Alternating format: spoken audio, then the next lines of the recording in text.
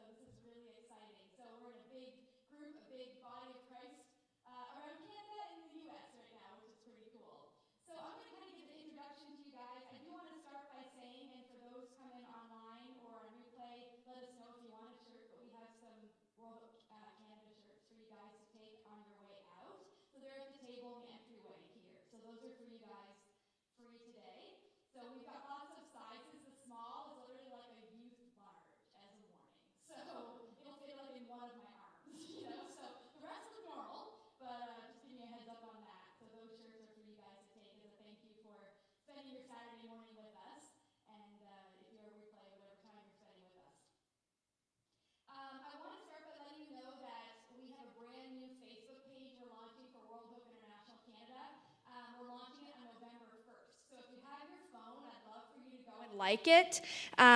You just search World Hope International Canada. If you like that, and then even if you're live stream, I want you guys to do this. Like the page, World Hope International Canada, and then take a photo of you guys sometime this morning and tag us in it so that we can see some movement happening. It's launching officially on November 1st. We've been kind of under the global brand for the last 3 years, and that's been really fun, but we're growing so quickly we had to have our own page to start to actually talk about these trainings and events and things that we're going to be doing across Canada. So World Hope International Canada. If you like that and then tag yourself in it sometime today, that would be great. If you have a computer and you're by yourself with your dog and your PJs and your coffee, take a photo of that and tag us in that this morning. We'd really like that. I mentioned this is the beginning of training, so this is an introduction in many ways. So if you thought you were coming to get every bit of information you ever needed about disaster relief, that's not true. This is introduction, so the very beginning of where we're going. We have some really exciting news to share over the next couple of months about more trainings that we'll be doing and more things that we'll be a part of. And we're just excited that this is the beginning of something really big. When I say it's the beginning, it doesn't mean we haven't been doing anything. You're going to hear about us doing things. but it's the beginning of kind of moving forward with momentum. Well, I'm really excited about that. So World Hope is the official relief and development organization of the Wesleyan Church, and we serve with the Wesleyan Church and to the Wesleyan Church all across the world. And we actually serve on a global platform. So I want to give you a little bit of understanding of the global look of World Hope so you kind of know what you're getting yourself into. So the next slide I think is going to share some information about what that looks like. So if you guys want to take a look at this, oh, just kidding, here's a video for you guys. With millions affected, Cyclone Idai is one of the worst. Cyclone Idai hit Mozambique, leaving nearly 90% of Beira's buildings underwater or destroyed. World Hope was able to assemble a team that landed on the ground April 3rd to distribute water filters. The death toll is above 1,000, with bodies being discovered daily.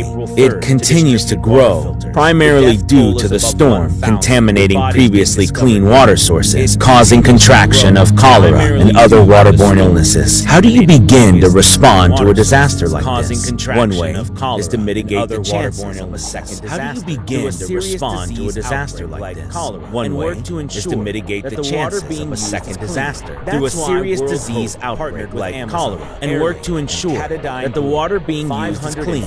That's why World Hope partnered with Amazon, Airlink, and Katadyn Group. 550 water filters were distributed, along with trainings on how to use the simple system. The filters each have a 3-liter capacity and were distributed across 6 to 8 communities, which will benefit several thousand people. We partnered together not only because disasters of these proportions demand a responsible response from the world, but because every life matters. Every life can go on to change the world, and because each and every survivor deserves dignity, opportunity, and hope for a brighter tomorrow. A tomorrow that doesn't include dying from something as simple as contaminated water. Thank you for making it possible for us to go to Mozambique and equip and empower the survivors with the means to create clean water of their own, on their own, keeping plastic pollution down and getting health and sanitation conditions to a high. Water matters. That's a little bit of an example of one of the disasters we responded to. Heather Richard from Ontario needs the link. Could you forward that to him? Thanks. What we've been doing over the last 3 or 4 years is being kind of specialist in water production. So we come into a disaster zone and we try to get there as soon as we possibly can to provide clean water until the large groups can get there and provide like huge amounts of clean water. So we get there by airplane, usually it's a private jet, or by a boat. We show up, we start producing clean water, and then we will leave whenever there's big groups get there to do the whole water systems for the communities. So it's kind of been our focus internationally, which is what you're going to hear a lot about today. And I'm excited about that. Our vision is to provide those in need with opportunity, dignity, and hope so they can possess the tools for change in themselves and for their families and their community. We support all people regardless of ethnicity, gender, race, or religion whenever we serve. So that's a little bit about who World Hope is. So we have 3 countries that are resource countries globally. We have Canada, the US, and Australia. Those are the 3 countries that work together. We also have the UK coming on as well. And if you take a look at the next slide, you'll see a little bit about what that structure looks like. So you can forward off this one. So on the left, we have John Lyon. He's the CEO of World Hope US, and he oversees a team of people. And if we respond with the US, then we would respond with his team. So that's kind of how that works. On the right, you see there's Ruth Thomas. She's the CEO of World Hope Australia. If we were to respond in Australia, which we're interested in responding to that region of the world as well, and we're working on preparing stuff over in the Fiji area, we would be responding under her and under her team in Australia. And then I'm the CEO of World Hope in Canada. And if people were to come to Canada and respond to a disaster here on our team, they would work with me. So that's kind of how we work. We kind of partner with different groups of people around the world. And what we've been doing in the last few years is partnering with the US because they already have a really active disaster response team. So we've been joining forces with them. And actually, we're at the place now where they just call us up first. Do you guys have volunteers who can come? You guys are so awesome at going. And we join forces with them and respond with them at this point. So that's kind of the structure of kind of globally of how it works. We have 4 staff members in Canada who are located in Canada. So Heather, who's here, is in New Brunswick. Julie is in New Brunswick. Marilyn's our accountant. She's also in New Brunswick. And then Deb Gilbert, who's here, is in Nova Scotia. So those are kind of some faces you'll see on the Facebook page and in our organization. The next slide. Yes, this is to let you know that by coming here or by joining the live stream or by watching this later does not mean you're committing that you have to do this. So some of you might be a little bit nervous, like, is this for me? Do I have what it takes? Please don't feel any pressure. We're so glad you're here. We're so glad that you're learning and you're kind of joining forces with us together. And you can make a decision from here on what you want to do and what you feel comfortable doing. So just want you to know that. Don't feel any pressure. You might hear some crazy stories today, but don't feel any pressure. We're just so glad that you're here, learning and kind of exploring with us this morning. I think that's the end of what I have to say. And with that, I'm going to hand it over to Alan and Dorothy. They're both from Moncton Wesleyan, and come on up. I don't want to make loud noise.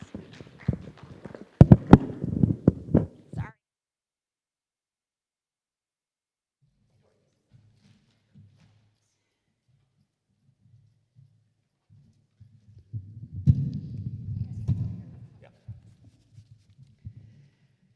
We should do karaoke this morning. Get everybody awake and energized. It's so great to be a part of World Hope and to be a part of disaster relief. I've had the honor to go a couple times and had some great learnings in that opportunity. So what we thought we would do today is just share some of the best practices and try to bring, for people that haven't had the opportunity to go, some information that you could really digest, think about, pray about, and see if it's the right thing for you. I want to say hi to everybody online, people in Maine, people in New Brunswick. We're excited. Even though we have the pandemic, it's still really nice that we can get together and share this experience. Do I have slides? That's great. This is like Vanna White. My name is Dorothy Gaudette, and I work with the Moncton Wesleyan Church as the Director of Community and Outreach. And Alan heads up our disaster relief, has had a real passion put into his heart. He's going to share some of that passion as we move a little later. So if you really want to make an impact, some of the opportunities that we've had on the ground, you can imagine what it's like when you walk into a disaster. People have just lost their homes, they're disoriented, they're scared, they're frightened, and they don't know where to turn. And sometimes you're the first person that they really get to build a relationship with. And those relationships go way beyond making water. Some of the relationships the last couple years that we've gone, we still stay connected today and become best friends. So having that opportunity to go in and provide water is amazing, but to provide that relationship and that partnership is also so important. I just took this quote off because sometimes what happens is our heart's in the right place and we want to go in and we want to make a difference, but then we get there and we don't have a plan.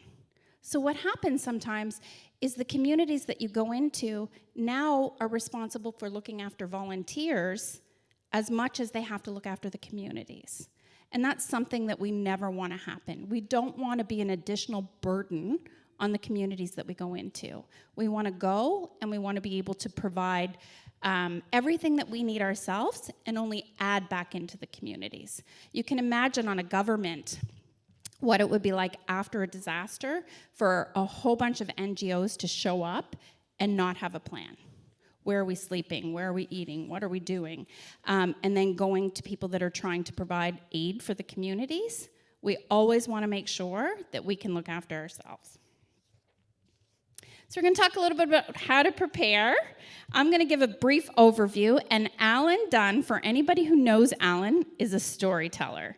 He loves to tell the stories and to share the experiences. So planning is critical. You do not know what's going to happen. So being prepared is the greatest thing that you can do. Be prepared with your family. You know, you may plan to go for a week, but you might not get home for 2 weeks. What does that look like? You know, be prepared with your work so that you're not trying to get everything organized in the last minute. Usually when we get a call, the last time we got a call, Tanya was like, hey, it's Thursday, can you leave Friday and get on a plane? And we're like, yep. Because we've already had those conversations at work. We've already had those conversations with our family. We've already had those conversations. We already have our bags kind of packed. I'm a little bit of a procrastinator. But you already know the things that you need to have ready. So making sure that you have a plan, you have passports that are copied, copies of them at home, you're registered if you're going into a country that has some turmoil. Make sure all of those pieces are done before you go anywhere. Another great learning, the last time that we went was Louisiana. And for anybody who was following the news, there was a chemical outbreak from a sulfur plant along with the hurricane. So it would have been very beneficial to have been following that news before we went. So we understood what would the water conditions be, where were the water supplies that we needed going to be, you know, what was the conditions. So making sure that you're following what's going on, what the current condition is, and getting mentally prepared for that as you go is a huge asset. Once you get involved, you almost become binge watching. You're like, where's the hurricane? Where's it going today? And you're always looking, what category is it at? And that kind of gets you ready to see, okay, we're moving to a category 3. It's getting busier. It's getting more momentum. So you can judge a little bit closer on when you'll be deployed. The conditions vary. When we were in Louisiana compared to when we went to Bahamas, were 2 totally different experiences. Louisiana is a first world country, lots of support from the US, lots of infrastructure. Bahamas, we didn't have any of that. So thinking once you go on one trip that the next trip is gonna look the same way, it looks totally different. You're starting from ground zero all over again.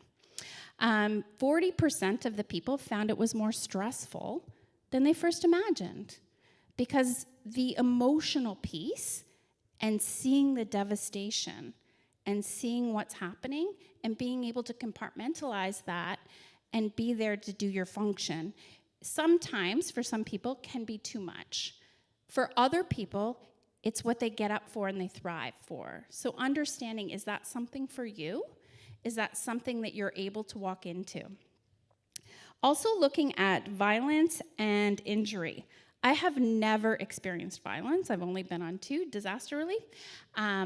So these stats would explain it a little bit more, but injury, definitely. Both times, once bit by ticks, all over the place, you know, foot problems, general basic first aid that we're gonna talk about a little later. Mental health. So it's that stress.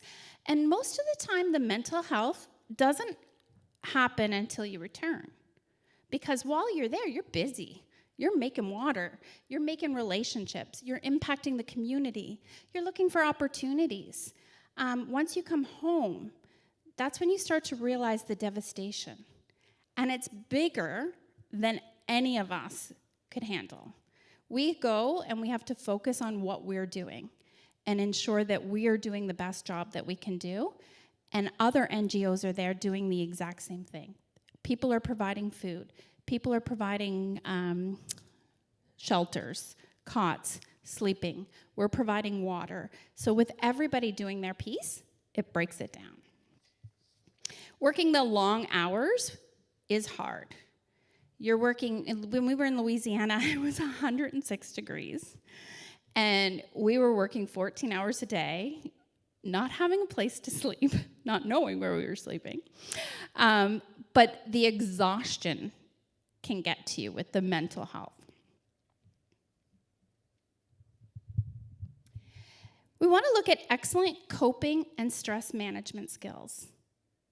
If you're the type of person who needs a plan. I always laugh at my husband. He's sitting there probably shaking his head at me. But he wants the plan. What is the plan? Let's make a plan and work the plan. You can spend all morning making a plan, and you get on the ground, and nothing you planned is going to happen. And you have to be fine to go with that. You have to be fine to go with the flow, and whatever situation you're in, move. And you're going there with a team of people. And typically, the type of people that like to go are the type of people that like excitement and adventure. And when you're there, everybody wants to be the boss. Everybody thinks they have the best ideas.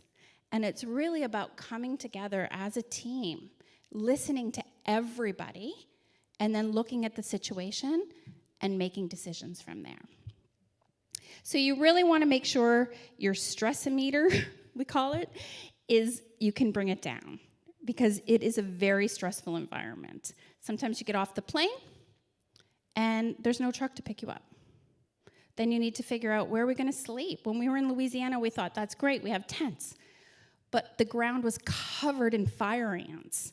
So none of us, if you've ever had an experience with fire ants, do not want to put your tent near them. So really being able, to take a deep breath, know that God is in control. This is going to work out. It always does, even when we don't see the way. Being a great listener was so important, and Alan's going to go and share some stories. But sometimes the best thing that you can do when you're on the ground is just listen. They've lost their homes. They're confused. They don't know where they're going. They're panicked, and they just want to tell you their story. They want to tell you what specifically happened to them. How did it feel? What it was like? And that can really affect your mental health as well, because you're hearing story after story after story of children sleeping upstairs in an attic for 3 days. The water came in and it was filling up the house. And as they share these stories, just sitting there and being empathetic, listening to their stories is a big part of disaster relief.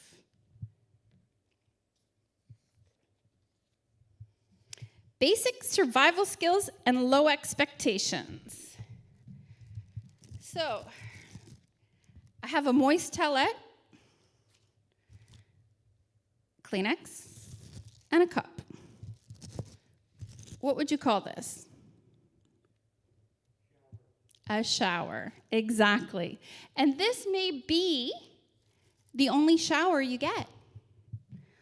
Luckily, we've had some very creative people on our teams that have built showers in trees, and it's been amazing experiences. But it is a reality that you may not be able to take a shower until you get back home, and you have to be okay with that. I've seen so many creative things.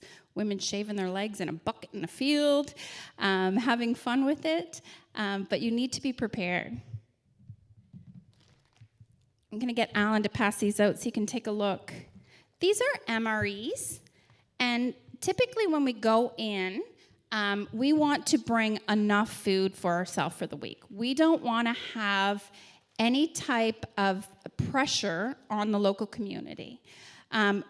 Most of the disasters have the Army come in with food, and these are MREs that you can put a little tiny bit of water, doesn't have to be clean water, about this much, and they automatically heat themselves, and you have full meals in there. They are okay, but that's what you're probably going to eat for the majority of the week if they're available. If they're not available, packaged tuna, granola bars, oatmeal. You're eating to survive. You're not eating to enjoy it. So making sure that you have that food, you have low expectations. It's going to be hot. Like, you're going to be hot, you're going to be uncomfortable, you're going to be dirty, and you need to be okay with that. So one of the suggestions I had was, if you're interested in this, and I know we sound like naysayers, it is the most amazing experience that you will ever have in your life. It is life-changing. The person you are when you get back is not the person that left. The relationships that you get to build with the communities and the work that you get to do is meaningful and purposeful. So the person you come back is so different than the person that left. And I encourage you to really look into this and really pray about it and see if it's for you. One of the things that came up was looking at hiking. So carrying your own stuff. And Deborah's going to speak about that a little bit later, how to pack and what that looks like. But don't wait for the first time and think you're going to go to a disaster relief first responder. Make sure that you can carry that pack. Make sure you're okay sleeping on the ground. Make sure you're okay bringing your own food and not having a stove. Practice these things before you get into that environment so that when you get into that environment, you're confident. You know what you can do, and you're not going to be a burden in the community and on the team, that you're able to do this. So pack up a bag, go on a camping trip, and see what parts of it did you enjoy and what parts of it were a struggle for you. I'm so excited to hear Deborah's packing because I pack way too much, and then I have to carry that bag everywhere I go. So I'm really excited to hear some tips later on. And that's all that I wanted to share. So I want to thank you guys so much for your time today. We're going to have a little question and answer period. If you guys have any questions, any concerns, this is where we really begin to communicate together and get an idea of what does it feel like. You know, what is it going to be like? So there are no questions that we won't take, and we really hope that you guys open up and ask some questions. If you guys have questions online, I'm sure you can text them, and we'll be able to answer them. Over to you. All righty. Thanks, Dorothy. My name is Alan Dunn, and I've been on a couple of disaster mission trips. My first mission trip, like just a regular jump on a plane, go to a third world country, happened, I think, back in probably 2004, 5, or 6. And that was over to the Congo. And so and then since then, I've led a number of teams to the Congo. I've led a number of teams to Haiti. And then I had a chance to respond to the Haiti earthquake. I was there a couple of weeks after the Haiti earthquake with Global Partners. And then I had an opportunity to respond to Hurricane Dorian. And so I just want to talk a little bit about expectations and perspective. I may kind of repeat a little bit of what Dorothy said, only because it's important. And I just want to get the message out there about, it's exciting, it's adventurous, it's something that I'd love for people to experience, but yet at the same time, it's different than going on just a regular mission trip. It's different than going on a vacation to Cuba or someplace, hot. Oh yeah, I've been to someplace hot. I can handle the heat. How many people have been on like just a regular mission trip before, being, I don't know, the other side of the world or just down in the Caribbean? It is exciting, you know what? And, adjusting to the culture and new foods and all that sort of stuff.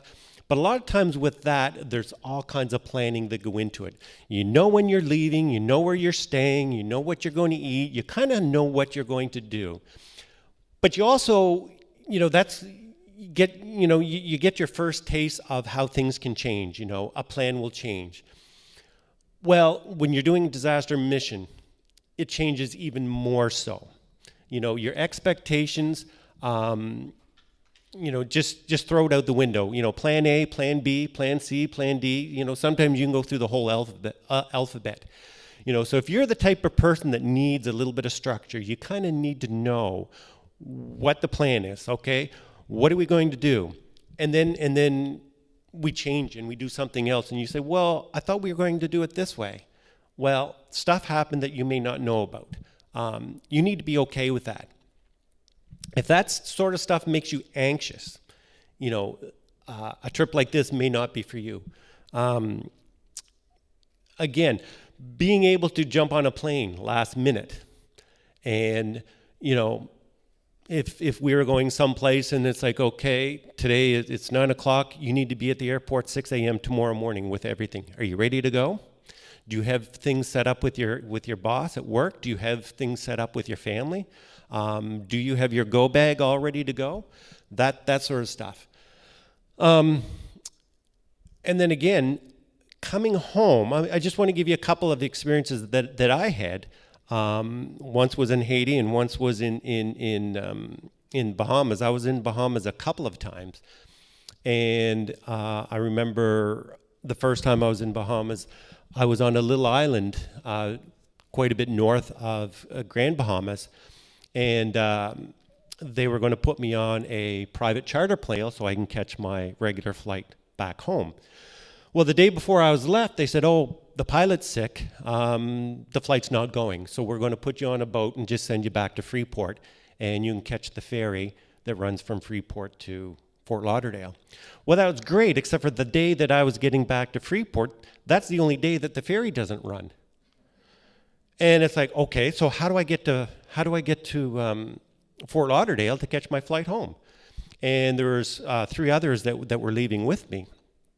And so my option was buy a $300 ticket out of my own pocket to fly to Fort Lauderdale, or let's get on our knees and pray. Let's call a taxi first thing in the morning and drop us off at the airport and see what we can scrounge up. And so we get to the airport, and one of the guys on our team, he says, well, I'm just going to walk out onto the runway there and talk to one of these pilots over there, because we had planes flying in from the U.S. dropping off supplies and all that sort of stuff, and so there was all kinds of little charter planes sitting there. And so one of our team went over and said, hey, look, we need to get to the U.S. Any way we can hitch a ride with you. And well, it was against policy. They weren't allowed to bring people out because of customs and immigration and all that sort of stuff. They were able to bring supplies in, but they couldn't bring people out. So a little bit of begging and pleading and whatnot. He says, okay, well, let me make a phone call. And so he phoned an immigration officer in the U.S. And it turns out that the officer that he spoke to was his daughter's swimming coach. And said, look, I got 4 people over here in Freeport that need to get out. What are the chances? Anyways, I don't know exactly what went on the conversation, but he came back to us and he says, okay, I need all of your information, passport within 5 minutes, and we're leaving here in 15. So be on it.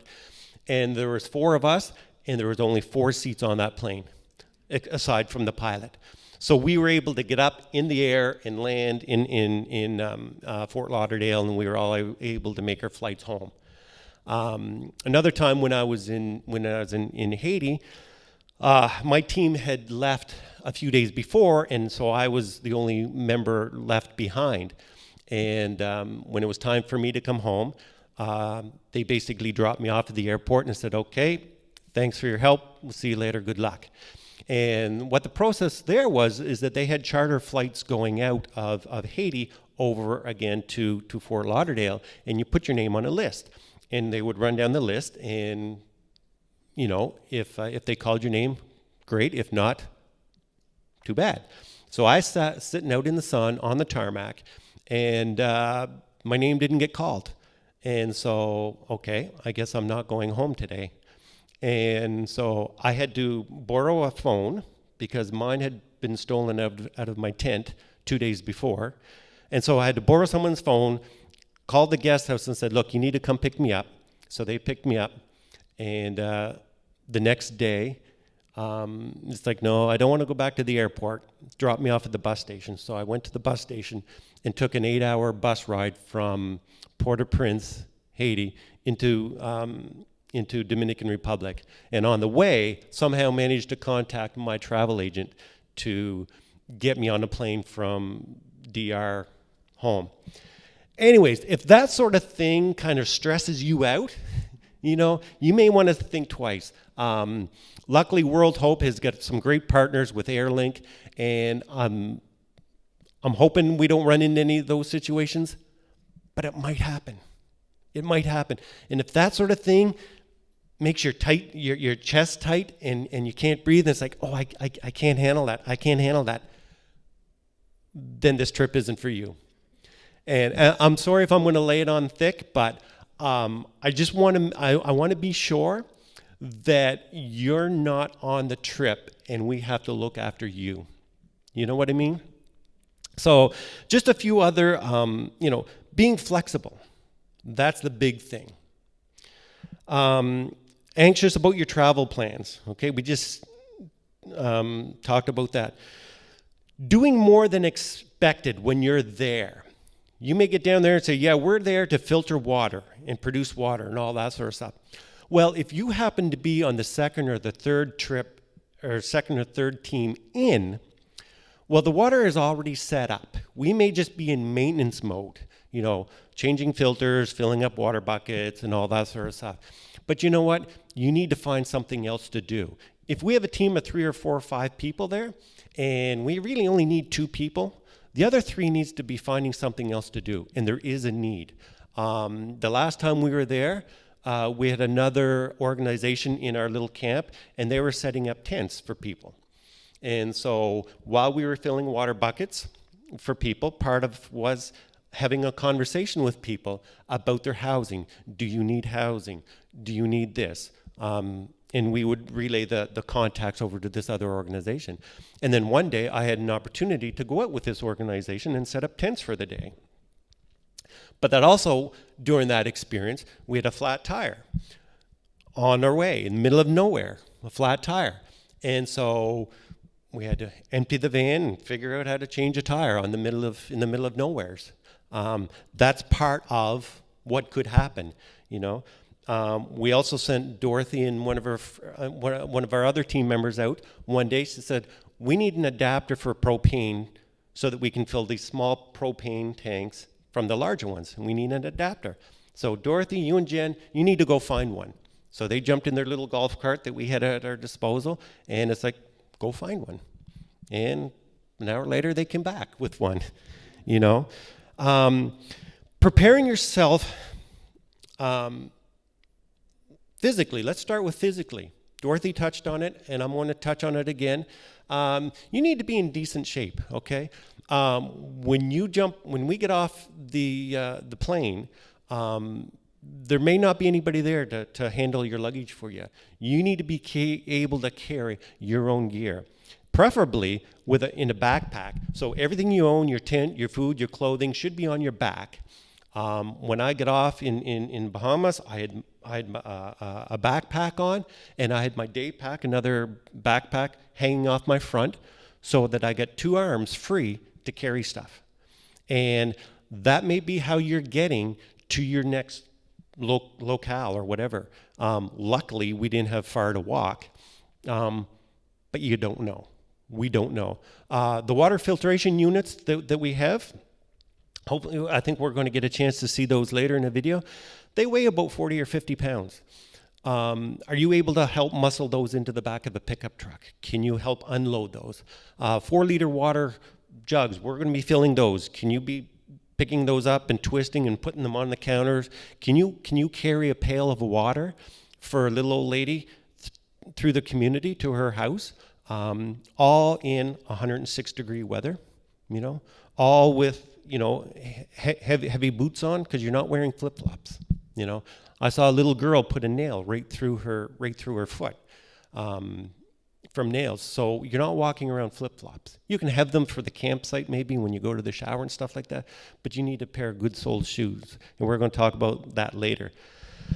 So you need to prepare yourself physically.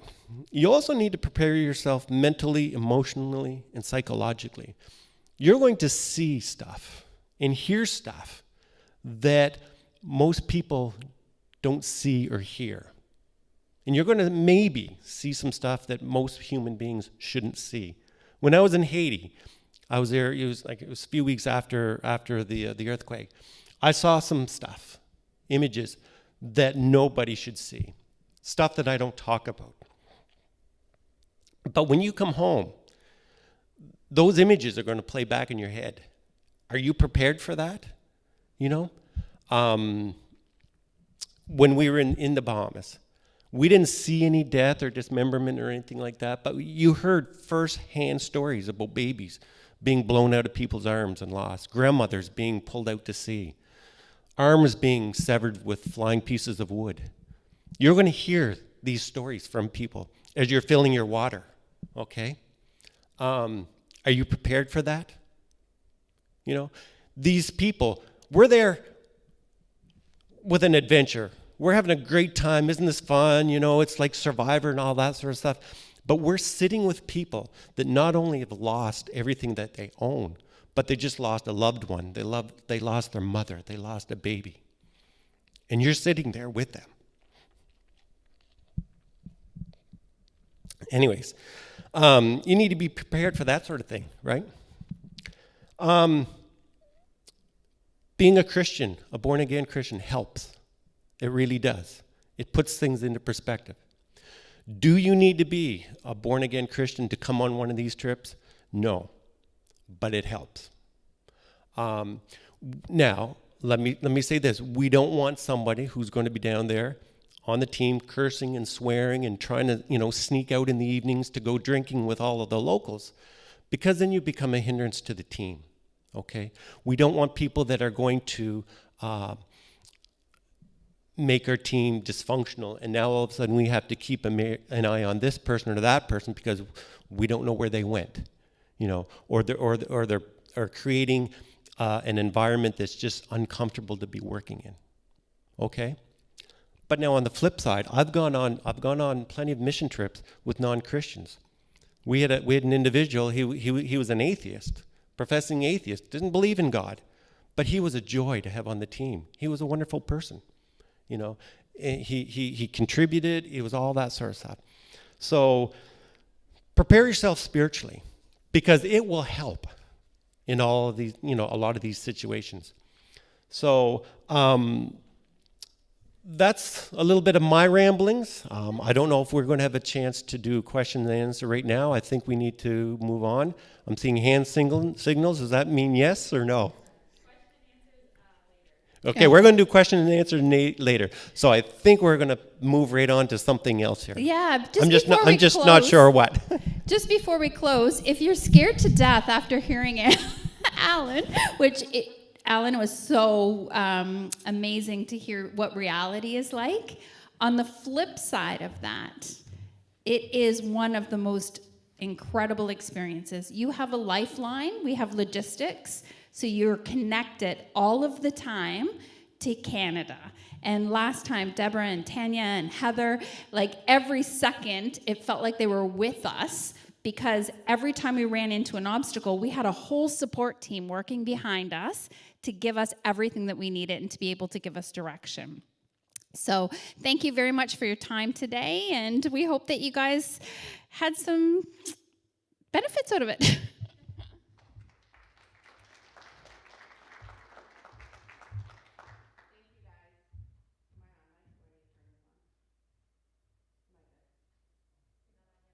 What do I do? Oh, jeepers, I hate microphones. So next up, we have Jimmy Penny, who's been on a couple of trips with us, and he's gonna come up and share his experience now. And I hope those that are watching online are doing good and enjoying your sit down in your churches or homes. So come on up, Jimmy. Do you know which microphone you're using?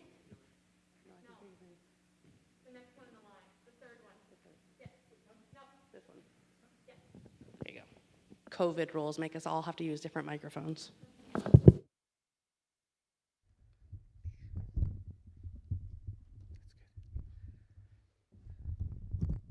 Well, good morning, everybody. My name's Jim Penny, and I have had the honor and a blessing to have served on 2 World Hope mission trips, one to the Philippines.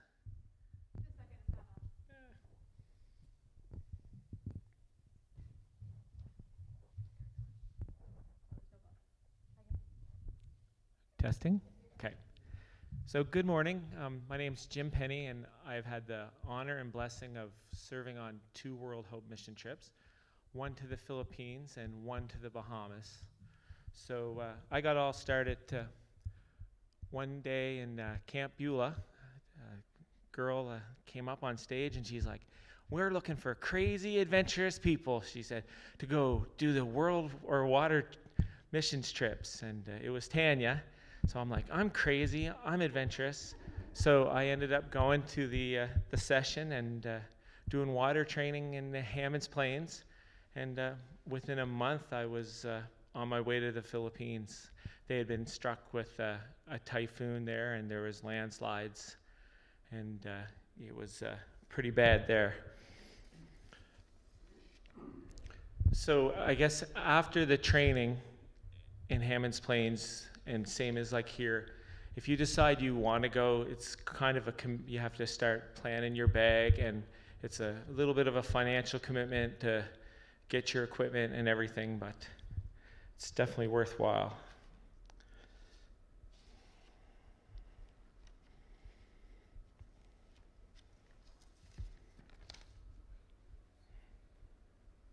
So my trip to the Philippines, I don't know if I have a slide for that. Yeah. So the trip to the Philippines, we I ended up flying to Washington, and then flying to Dubai, and then flying to the Philippines to distribute these Be-Free water filters. We distributed over 400 of these to people in the Luzon Mountains, and that was quite an adventure. I have a slide there of the roads. So we were traveling on roads that a four-wheel drive vehicle would barely make it through, like 5,000-foot drop off the end, and it was definitely 9 out of 10 on my adventure scale. So yeah, I didn't send pictures to my mom. So the other thing too is the slide before was the team. The team you go down with, you really bond and have like a lifelong friendship with them. The trip to the Philippines also, every night we were fed by the villages. We had a roof over our head. It was great, unlike the Bahamas. So the picture on the left is a family that we prayed with. They had lost half of their family to a mudslide there. So we ministered with them, and it was quite something. The picture there with Eric with the water filter, we would go into the villages and with the water filter and demonstrate them. And when we were talking, everybody was like totally silent, paying attention. And Eric would fill up the filter with dirty water, and clean water would come out, and he'd have a glass. And he goes, "Would anybody want a drink?" And nobody would want a drink. So he would take a sip of it, and as he took a sip of it, he'd fall to the ground, and he would start convulsing, and everybody would laugh, right? But then after he did that, everybody would want a drink. So there's some good times too, right? So that was my trip to the Philippines. So totally different than the Bahamas. So next, the Bahamas was, we lived in our tent for 7 days. We ate all the food that we had brought. There was no other food than what we had brought, so there was no meals. Adventure factor pretty high there too. The first night we were there in the tents, a tropical storm went through, and I was sitting in the middle of the tent saying, "You wanted adventure, you got it," because I thought my tent was going to blow away. And the lightning was so intense that the hair on my arms was standing up. So that was quite something, but no leaks. It was all good. So right there's the water filters. We were making water out of the marina, and each of the machines will make about 60 liters an hour. So we had 3 machines, so we were making 100 liters an hour, and people were coming to us, as you could see in the car, and we were more or less delivering water to people via car, golf cart, whatever we can get our hands on at the time. So yeah. Okay, so Why are you laughing, Deb? So this here is a question I get a lot. People say, are there porta potties? Like, where do you go to the bathroom? So this is the famous flower potter, the flower pot. So that was our bathroom. So we literally dug that out and we used that as our washroom for the week. So there were no porta potties, and that was it. So that and high fiber packed meals. So yeah, it was only weird the first time. So yeah, so I guess in closing, being a World Hope volunteer to me, like, it's my passion. I love to do it. I'll go anywhere, and it's truly rewarding, being the hands and feet of Christ. And yeah, I think it will reward whoever decides to do it. So, thanks.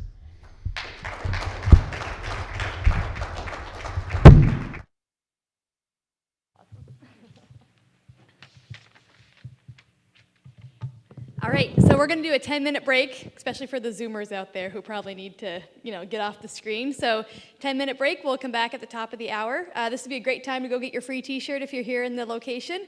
And if not, those of you watching today, we'll get a hold of you to make sure you get your free T-shirt as well. So 10-minute break.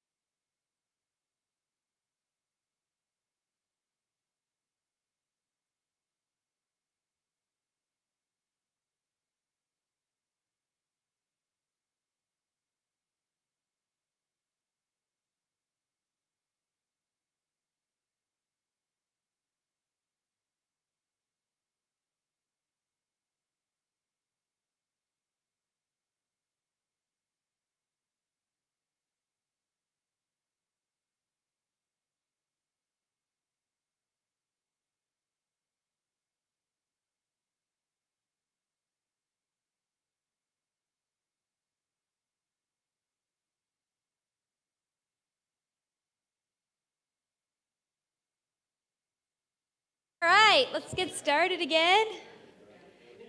If you guys need any water, there's bottled water in the back seat over here. They're individual. If you want to grab some, feel free to help yourself with those. Okay, so we're going to jump into, it was going to be heat injury prevention. So in our experience, heat injury is one of the biggest issues that we deal with. We're most often responding in really hot climates. And we have a whole bunch of stuff to talk with you about related to that. We had a paramedic who's actually certified in heat injury prevention to share with us, but he couldn't make it here because of the location change. So what we're going to do is we are going to be letting you guys know about a private Facebook page just for our first response disaster team members. You guys will be invited into that Facebook page, and then we're going to set up a training with him on live video an evening in the near future, and then it'll be on there for you to go listen to at any point and learn. So there'll be a lot of Q&A, and he'll be sharing with us, and we'll have slides and stuff like that. So that's one of the changes with COVID, all the fun pivoting that we're doing these days. So that's Ed. Ed will be sharing with us in the near future on that Facebook page. But Dorothy's going to share with us a kind of a beginning start to that, an overview on a few things related to that, and then right after that, Deb's going to come and talk about packing your bag, which is a really fun conversation. So take it away, Dorothy. Thanks, Tanya. Hi, everybody online. I hope you guys had a nice break. It's so nice to be back here. I'm just going to go over a few things from a few experiences that we've had on disaster relief trip. So the first thing is heat exhaustion versus heat stroke. When you're there, you want to do as much as you can, and it's hot. And knowing what your limitations are very important, because if you get sick, your team needs to look after you and not make water. So trying to be that superhero sometimes can put your whole team at risk. There's nothing wrong with taking a break. You know, that's why we have a team of people, so that you can take breaks, you can get the rest that you need. When you're experiencing heat exhaustion, you're sweating, your heart is pulsing, you're really feeling the heat. That is the time that you want to go cool off. That's the time you want to regulate your body temperature again, find some shade, sip on some water, you know, make sure that you have your electrolytes before it turns into heat stroke. When you hit heat stroke, you're not sweating anymore. One of the things that we talk about a lot, you get really personal on these trips. Talking about the flower pot bathroom, you're always asking each other, what color is your pee? You do not want it to look like iced tea. If your pee looks like iced tea, you are in trouble. So you want to make sure that you're going to the bathroom. And when it's 106 degrees, you need to be proactive. So drinking after you've gotten dehydrated is a lot harder to get back than drinking prior to. So your team's usually pretty good at saying, how much water did you have? How much water did you have? And you can drink and drink and drink, and in 106 degrees, you're not using that flower pot because you are not going to the bathroom. So making sure that you're getting enough fluids. Once you hit heat stroke, that's when we need to get medical attention. And you can imagine being in a disaster, finding medical attention isn't always available. So we really want to focus on being proactive, drinking hydrate tablets, getting as much water as you can, and really paying attention to how often you're going to the bathroom. That's key. The next thing that I wanted to talk about was just basic first aid. So taking a first aid course before you go would be beneficial. But knowing how to take care of yourself. What happens if you get a fracture?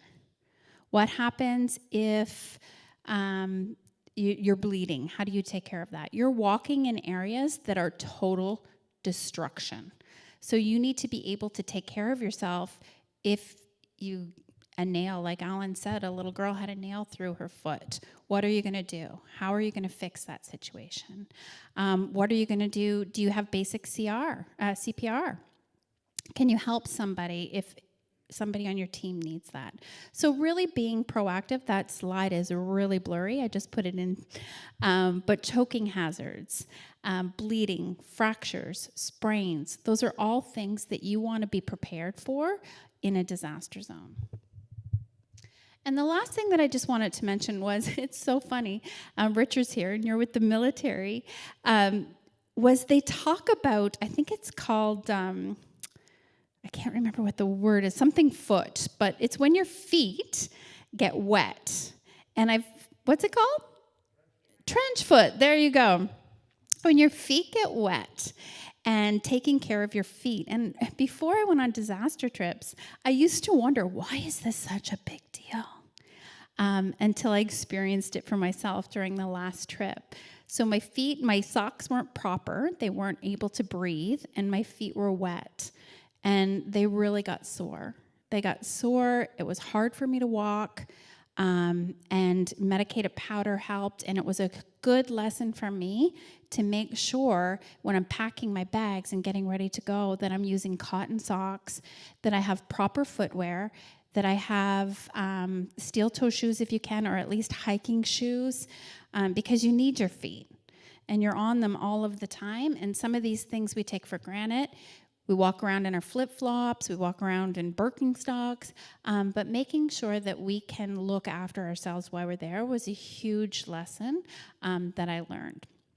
During the time that you're there, you can't anticipate all of the things that are going to happen, or could happen, or might never happen, but you need to be prepared. So making sure that you have a first aid kit with you, making sure that you have enough hydration tablets to make sure that you're keeping hydrated. Bugs, you don't know what kind of bugs you're going to run into. I said before, I got chewed by ticks. And just being able to have ointment, going to your doctor and having your all of your needles updated. Ducrol. A lot of the areas that you're in, you're not sure of the water source until we get there and start to produce clean, safe drinking water. So making sure all of those things are done ahead of time is really going to help you get prepared. Luckily, we have not had any huge injuries. As a team, we're all very aware. We're prepared. We go in, we look in the environment. We're leaning on each other all the time. That's all you'll hear is, did you pee? Did you pee? Did you pee? And it's people that you just met. And you're like, it's not the color of iced tea. But your team really helps you through some of these areas. But basic first aid is great for all of us to have so we can look after ourselves when we're there. Thanks, guys.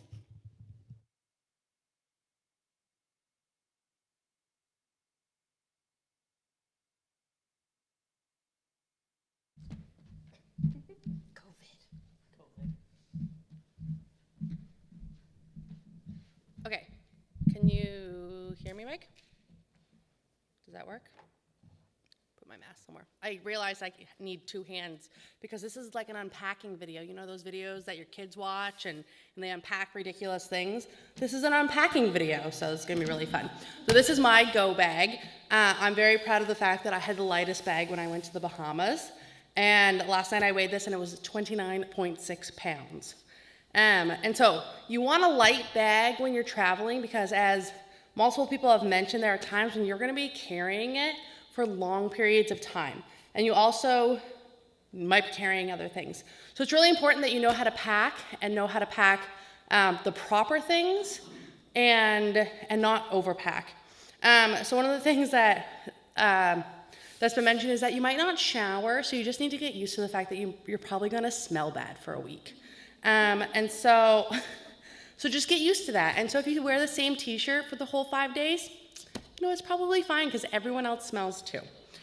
So one of the things we're actually going to have is a team go bag that's going to be here in Halifax because this is where we fly out of. And in that go bag, we're going to have a few things. One of them is a Jetboil. We actually have two just in case teams get split up, which is what happened to Jimmy and I. We went down together and then our teams got split and we had all these plans for our week and that didn't happen. Anyway, so we got two Jetboils for our teams. Usually we fly out of St. Petersburg in Florida and we have a storage locker there with stuff in it. So we have a person down there that's going to put fuel in it for us because we can't fly with fuel.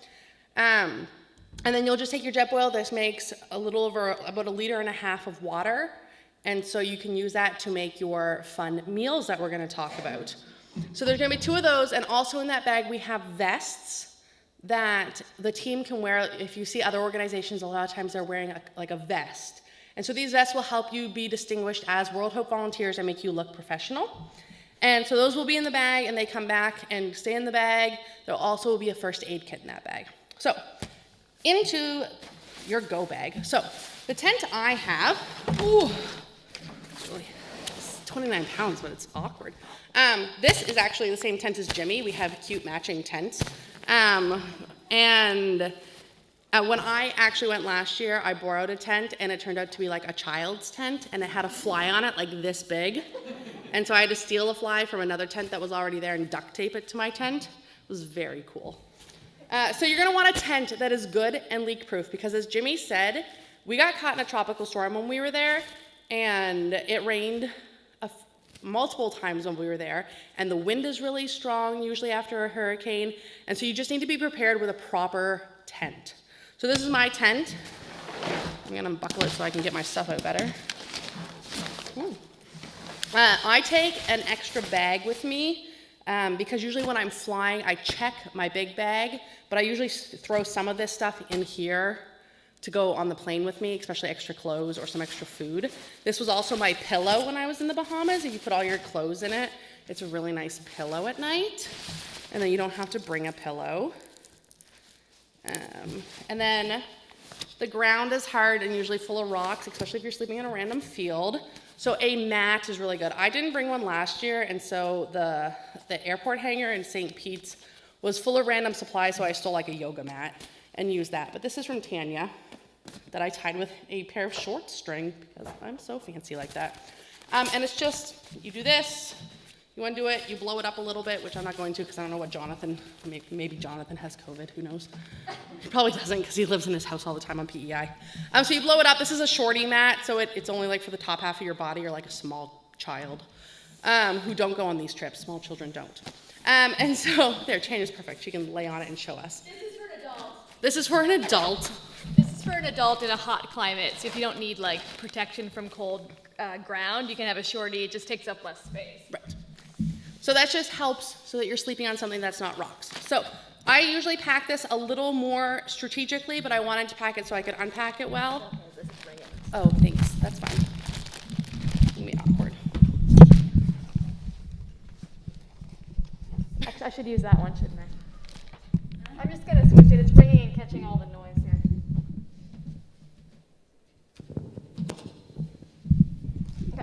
Don't worry, she's sleeping at my house, so we're already contaminated together. So the first two things that are really important to bring are baby wipes, because that's your shower, and toilet paper, because you really want that. As Jimmy stated, I was lucky we had porta potties at our camp. So I'm just gonna throw things on the floor as I go. Okay, so in your big compartment, you're gonna have, so I got my bag from Mountain Equipment Co-op. I love it. It's a 40-liter. It's the perfect size for me. So I'm just going to go through and tell you what I have. So I also have a Be-Free, just because I like having it, because it's fancy. Duct tape, which Heather makes fun of me for, but we use duct tape every day at my camp to fix things like my tent. And even some of our water makers have these foam things that go around them, and we had to cut them with my knife and then re-duct tape them. So I always pack duct tape because I'm like red-green apparently. Again, you want things that pack up small, so I have a microfiber towel, which is also from MEC. It is big, but it packs up nice and small and dries quickly. I don't think I ever actually used it because I didn't shower, so you know, you can bring it if need be. I'll get to that later. Okay. So a couple of things about keeping cool, Dorothy talked about. Some of the things that you can bring to help stay cool are, this is a Froggy towel, a Froggy Togs chilling cool towel. So we bought these, my teammate Jen and I actually went to Dick's right before we flew out and bought them. But sometimes I've seen them at the dollar store, which I definitely did not pay $1 for mine. So this is really cool. So it's like stiff and hard right now, but when you get it wet, it turns into like a towel. And it cools your body down really well. So we would wet it and just put it over our heads or our backs when we got really hot, before we would go to bed at night because it was stinking hot in our tents. We would wet it and we would just like lay it on our bodies like a blanket. That's why you sleep in your own tent. Oh yes. Oh my gosh, everything's gonna fall out. Okay, so this is my bag, and everything's shoved in here right now, and I'm making a mess all over the stage. It's attached. So, ooh, goodness. So I have flip-flops because I don't like my feet being hot. I actually wore flip-flops my entire time there. Don't tell Alan. I wear my shoes through the airport because shoes are bulky and don't fit in your bag well. So I pack flip-flops in my bag. Food, and a sleeping bag, which actually usually is really too hot in these conditions. But if you can get one that's small enough, it's nice to have at least to add extra bulk under your body. Some people bring just a sheet, but it's really hot usually, so you usually don't actually need a sleeping bag. So you can go with that one, you can bring a sheet and just stay like that. A hat is very important, and sunglasses, because again, it is hot and you want to protect your body as much as possible. Some of the things for food-wise that I'll go through, because I have a lot of food right here, is again, so you're going to use your jet boil to boil water, and you want foods that you can pretty much just recreate with water. It makes the easiest thing. You want to think protein, and because you're sweating like crazy, you want to try and think some salty stuff.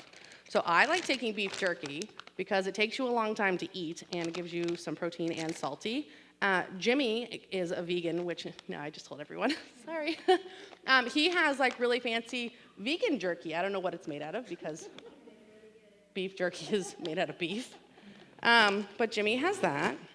Oh, I meant to bring this up for when I was talking about cooling. This is a buff, just like a running buff. I made masks cool before they were cool.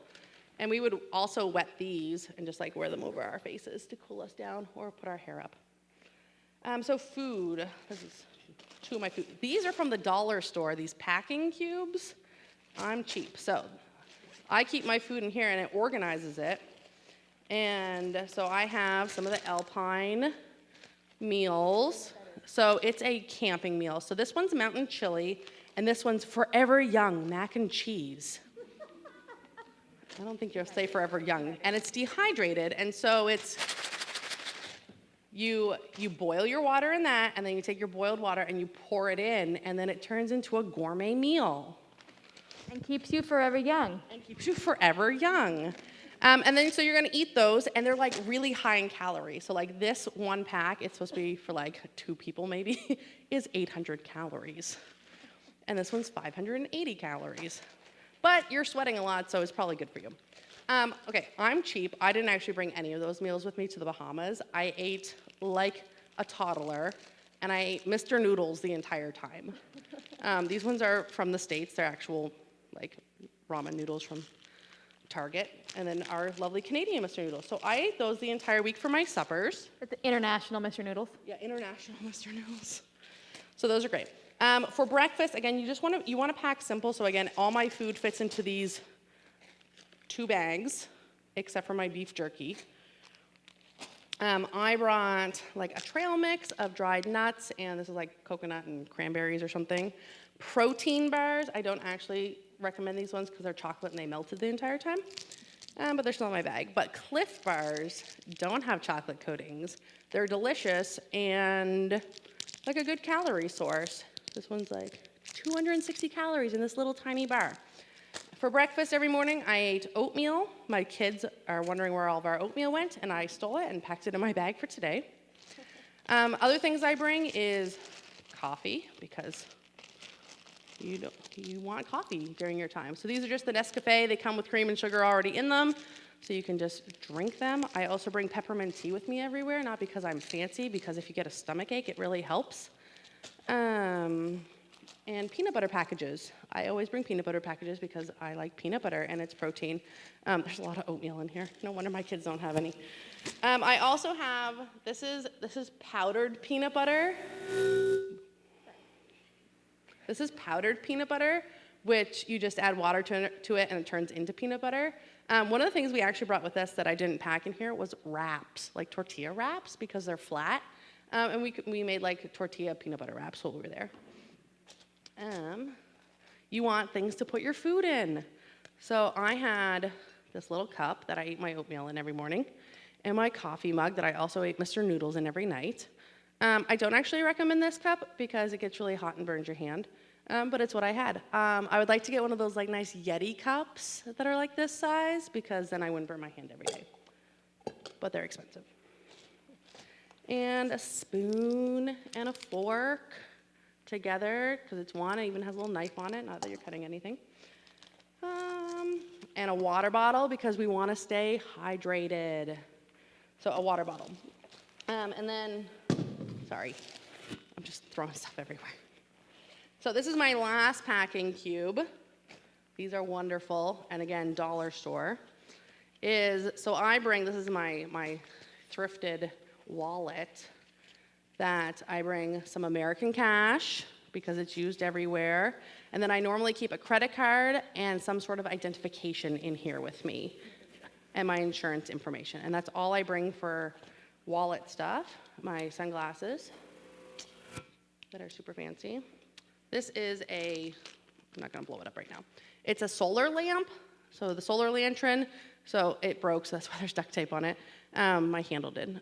So we'd charge it during the day, and then we'd have lights at night in case we needed it. Gum, because I like gum.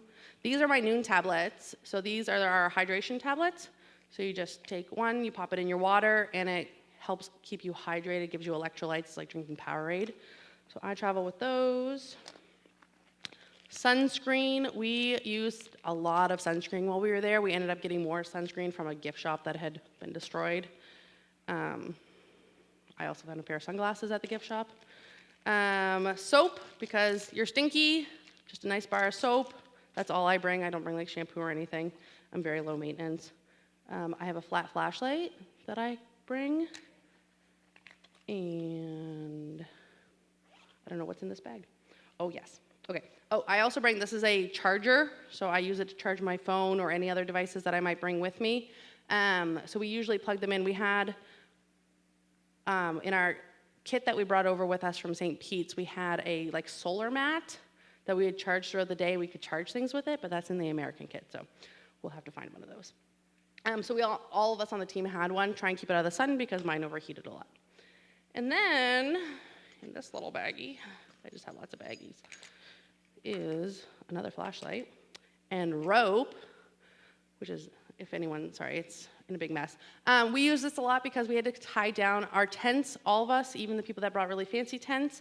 Our tents were blowing away in the storm that hit the first night, and so we tied down a lot of things. It's just some random rope that I brought. And then I also bring a knife with me, which everyone mocked me for the first 2 days until they realized that we used it daily. We used it for all sorts of things. I did. I had to check my bag because of this. It's the only reason. So this is my knife, and everyone mocked me, and I wore it around my hip the entire week. But yes, it made me feel much safer, and I slept with it under my pillow, my backpack, at night. But we had one guy that kept showing up to our camp every day, not for water, just he was bringing people, I guess. Anyway, he usually showed up intoxicated. And he was very mouthy and very not appropriate. And so every once in a while, I'd just pat my knife, and he would laugh and giggle like it was funny, but he would be like, okay, and he would walk away. So everyone mocked my knife, but we used it the entire time. So you can be like me and carry a knife and be cool. And then I bring anti-nausea medication because you don't know if you're going to end up on a little boat in the middle of some choppy water. You don't want to be vomiting everywhere. I'm not that funny. I bring medication. This is a nice little Tupperware of my mixed pills, like an old person here. I bring vitamin C or something. Maybe that's what it is. I don't know. Obviously, I just take it. And Advil and Tylenol, that's in here. So I take those a lot. I also carry with me, this is for if you get really bad, like a sick stomach, something going on, like you ate something really bad. This is supposed to help with it. It's a really old prescription that I just carry. Yeah, like travel diarrhea. Anyway, it's fun. So I travel with that all the time. And then just a little bit of toothpaste, a toothbrush, usually a hairbrush if you want to brush your hair, and deodorant so that you're not a stinky person. And hair elastics if you're a girl, because usually the wind's blowing really crazily and you want your hair up. And the last thing, that's in here. This is my clothes for the entire time, except for underwear, because I didn't want to pack those and show everyone. So this is a dry bag from MEC, and once I took my clothes out of it and transferred them to my backpack, I kept my food in it for the week because we had an ant problem where they were getting into everyone's food. So I kept my food in this for the week, so it kept them, and it goes down really nice. And I plan to get a smaller one to keep my electronics in. So this is my clothes for the week. So there's socks. These are the shirts that the teams got when they went on the rebuild last year, but I would actually have our nice fancy t-shirts that Tanya's gonna talk about in a minute. So I bring 2 t-shirts, and then I bring these long sleeve. This is a UV shirt. They're really good. Jimmy has one with a hood on it, but they're UV protection shirts, and they're really nice and help keep the sun off of you, especially if you get a sunburn. They're nice to wear after you get the sunburn. Maybe you should have worn it before you got the sunburn. And then I bring 2 pairs of shorts, and underwear, obviously, but that didn't need to be broadcasted. And then I put those in my bag, and then I sleep on them for the week when they're stinky. Yeah, it's very nice. It's my pillow, yeah. So that is. How do you get your pillow set up, though? How do I get my pillow set up? I shove my clothes in my bag, and then I sleep on it. Usually, but like when you travel, you're obviously not wearing these clothes when you travel, so I try and wear like soft clothes, like sweatpants and a sweater, and look like a terrible person when I travel, but then they're nice and comfy to sleep on. So that is literally everything I pack, and that I've now like put everywhere. And I have enough food in here. This is, like those 2 bags is enough food to get me through a week. You want high protein, high calorie stuff. It's just easier if you can have like one tiny Cliff Bar that's a lot of calories, but doesn't take up a lot of space. So that is my unpacking video. I would wear my good shoes, not with good shoes, but like good hiking boots or just good sneakers down, so you don't have to put those in your bag because they take up a lot of room. I think that's everything. Come do the shirts now. Yeah. Oh, and I also bring pens, just in case you always have to fill something out. Oh, and this is my rain cover. I do have more stuff shoved in here. I bought this at Dick's, but it's just a rain cover for your bag if you're walking and it's raining, or you can keep it over your bag in your tent if it's near the edge of your tent. Yeah, so that's all my stuff. Okay. And I'm gonna pack it up later and just leave it now. All right, thanks, Deb. That was exciting. I'm like laughing behind my mask here the whole time. All right, so I don't know if I'll move these over so the video can catch me. We have purchased and branded some specialty shirts for the disaster response team. I want to talk a little bit about those because they do connect with heat injury and preventing heat injury. So in the past, we've worn like cotton shirts that are thick and not very comfortable in the heat. And we're trying to do more prevention for heat injury because of the locations that we've been serving. So I found an awesome Labor Day sale and went a little bit crazy. But I don't know if you guys are familiar with these types of shirts, but this is a Columbia OmniFreeze shirt. And what it does is it actually has cooling technology in it. So there are little circles. Can you see the circles here? Inside the shirt, and whenever you sweat on those circles, it actually turns your sweat cold, and then cools your body down. So it's cooling technology, and then this material is also UV 50, so SPF 50. So it's basically like wearing sunscreen over your whole body, plus having cooling circles, so the entire inside of the shirt has cooling circles on them. I don't know if Columbia calls them cooling circles, but that's what I call them. So anyways, these are cooling technology shirts. So these are going to be available for donation. They're normally like $60 to $90 for a cooling UV tech shirt from Columbia, and then we also pay to get the branding on it, so everyone kind of looks more uniform, like they have uniforms for World Hope, so you're part of the team. But we're going to offer these for $40, and that's a donation to World Hope. You can't purchase something from World Hope because we're a nonprofit. So $40 donation will get you a shirt. So we have a whole bunch of sizes here for you in person to try on today, and just like write down on your paper what size you are. and then we'll interact with you on if you would like to donate to get one, and we'll get it to you. So we have these for the men, and we went with gray and blue. So gray and blue are kind of our colors because water, it felt right to do that. And then you can be more cool. So we will have also vests for being able to know who we are and be able to go through checkpoints and have access to business cards and stuff like that. The vests are being made by a British Columbia company right now, and those will go on top of these when we need them. But otherwise, you'll be cool throughout your time in the extreme heat 24/7. Then we have cooling hats. We're getting ready to get some patches put on these for World Hope. They're not quite done yet, but they have, again, the cooling technology inside of the hats as well. And then the women's shirts are blue. So these are the female shirts, and you guys can feel free to try these on during break or afterwards and just write down your size. And again, they have the cooling technology in them as well. So basically, you'll be able to get a $90, a $79 to $90 shirt for $40 with World Hope's logo on it. And then also the hats. The hats are $10. Sound cool?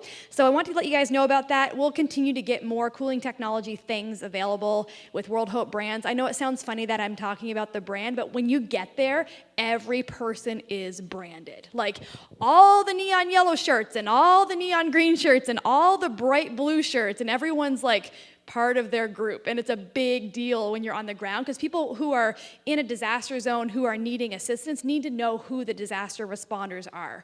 And it's really important that you can say, this is who I'm with, this is what we're here for. And there's tons of UN, government, crazy amounts of security all over the place. So we have to make sure that we're branded well. So we're a part of a team, we're a part of a real organization, we're working internationally. It's really important that we know who we are and people know who we are. We've kind of been a little bit like the hippies the last few times that we've gone, so we're trying to make ourselves more professional as we do that. So these are available. You guys can come over here and try those shirts on during break, and we'll communicate more about those as well.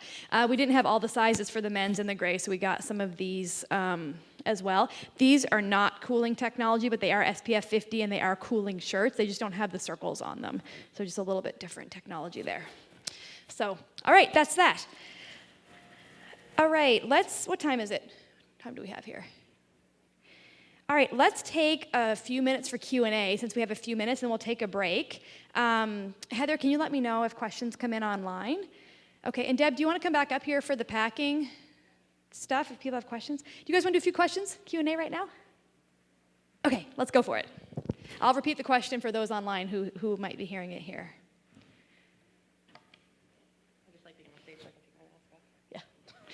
Any questions? You don't have to have questions, but if you want, we can talk about anything.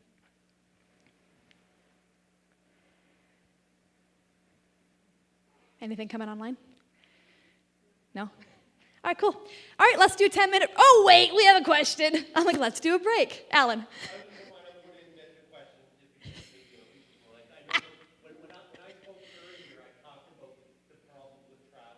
Yeah. Yeah. Right. Sure. How do you get from Halifax to who knows where? Yeah. So Alan's question is, he talked about having trouble with flying and getting places and logistics, which is great that you were able to be flexible with that. But when he was with World Hope, he didn't have those exact issues just because you weren't with an organization that was working that way. So I'll let you talk about Airlink a little bit. And then, Mike, am I allowed mentioning like the host home thing too? Okay, I'll mention that too after. Perfect. So we work with a few different organizations to get us the places we need to go. So Airlink works with commercial flights, and they have picked Halifax as the main hub for the Maritimes. And so what they do is we give them our information, we give them when we need to go and when we need to get home, roughly, and then they work with the airlines to get us tickets. We try and find the most direct flights. They're really good at that. We've only had a few times where there's been some weird roundabout ways. But usually we have a fairly direct flight unless you're flying fairly far away like Jimmy did, and you have to have layovers. So Airlink works that way, and so we don't pay for flights. The other thing that we do is we have insurance. And so when our team went to Louisiana, before they left, we were able to find an insurance company that covers a myriad of things. is that the right word? Myriad of things, and including COVID-related issues.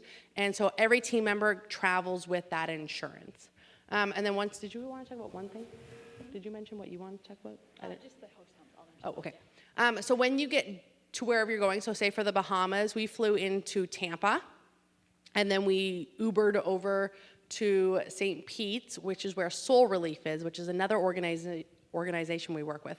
Soul Relief works with small charter planes, so like private planes, pilots that will fly for us. And so what they do is we work with them, and they get us into the locations that we need to go, whether it be in the States. So Soul Relief flew from Florida over to Louisiana and brought people and supplies, or flew us into the Bahamas or other areas in the Caribbean.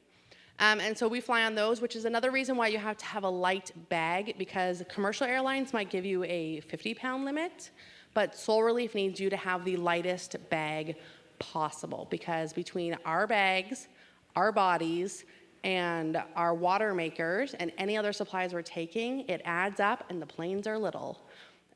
So you just have, that's another reason why you have to have a light backpack. Other ways that we've had people travel in the very, very early stages is we work with another organization called Yacht Aid Global, and it is people who own yachts, and they allow us to use them with their staff to get from place A to B. So the first group that went into the Bahamas last year was a bunch of World Hope people mainly, and none of the airports were open. Soul Relief couldn't fly into Marsh Harbor, so they flew into Nassau and took a yacht over to the island. And so it's like the boat was huge. We've had people go on helicopters before, and so you're all excited about going on a helicopter or a yacht. I know, me too. And so those are a couple of the companies that we work with. And then we leave out of Halifax for any Airlink flights, but every now and again, we do have to fly people directly from their location for whatever reason. So we have done that as well. We'll pay for that to get people, to a different location for a quick reason if that comes up. But Halifax is the hub for Airlink to be able to send free flights. Sorry, I'm not wearing my glasses because I keep fogging up and I really can't see very many of you guys. I'm glad you raised your hand, Alan, for the question. I'm like, there's a question. I see some movement there.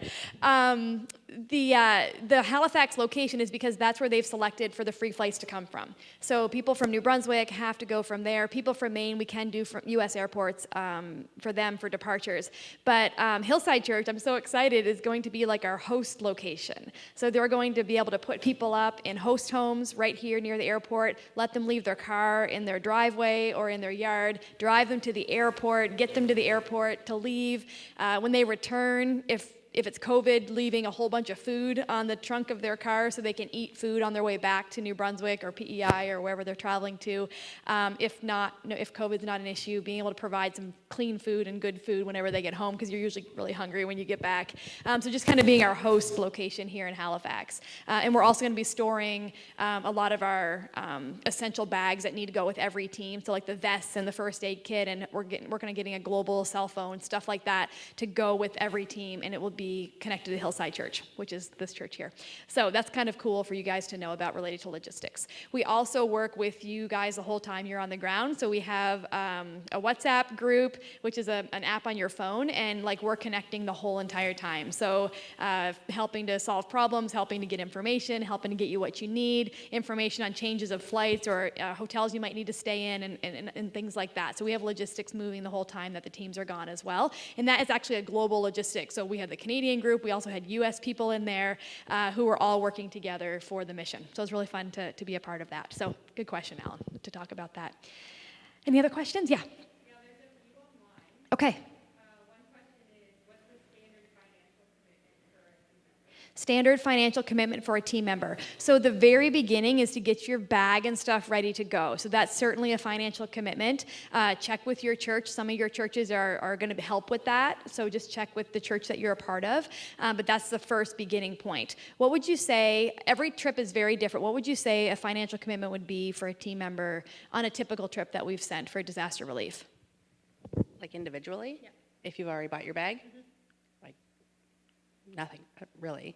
We stayed in hotels that was covered by because usually we travel with World Hope United States also. So we have stayed in hotels before, and those have been covered.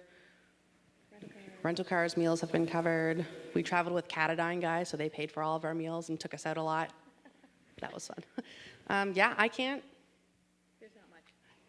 Jimmy, did you pay for anything? I went to Dick's and I bought a bunch of gear while I was at Dick's, but that's my own fault. So. That's a sporting store.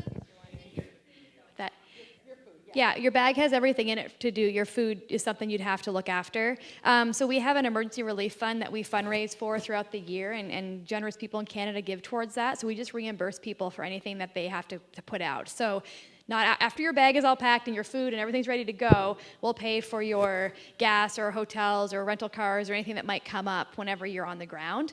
So that's basically fully covered. So that kind of answers your question on that. It's just to kind of get ready to go is the big process for most people. Yeah. That's true. Have a credit card with you if you need to pick up a rental car or get something on emergency, because we reimburse when you get back. So that's a good point. Make sure you have a credit card that works internationally, which most of them do.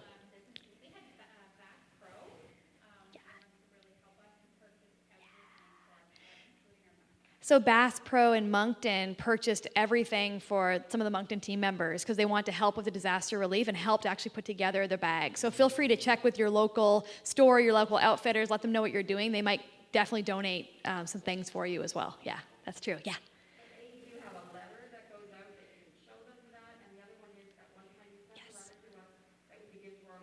Yes, that's coming up in the session coming up. But yes, we have information for your employers to help prepare you to be ready to go. We'll talk about that in a little bit. And also, you do travel with a humanitarian letter with our letterhead that will allow you to get free luggage if you're having to carry supplies, so luggage through the airports. And you often get free or cheaper rates on things if they know you're a humanitarian worker as well. So yeah, everyone has a World Hope letter that goes along with them as well.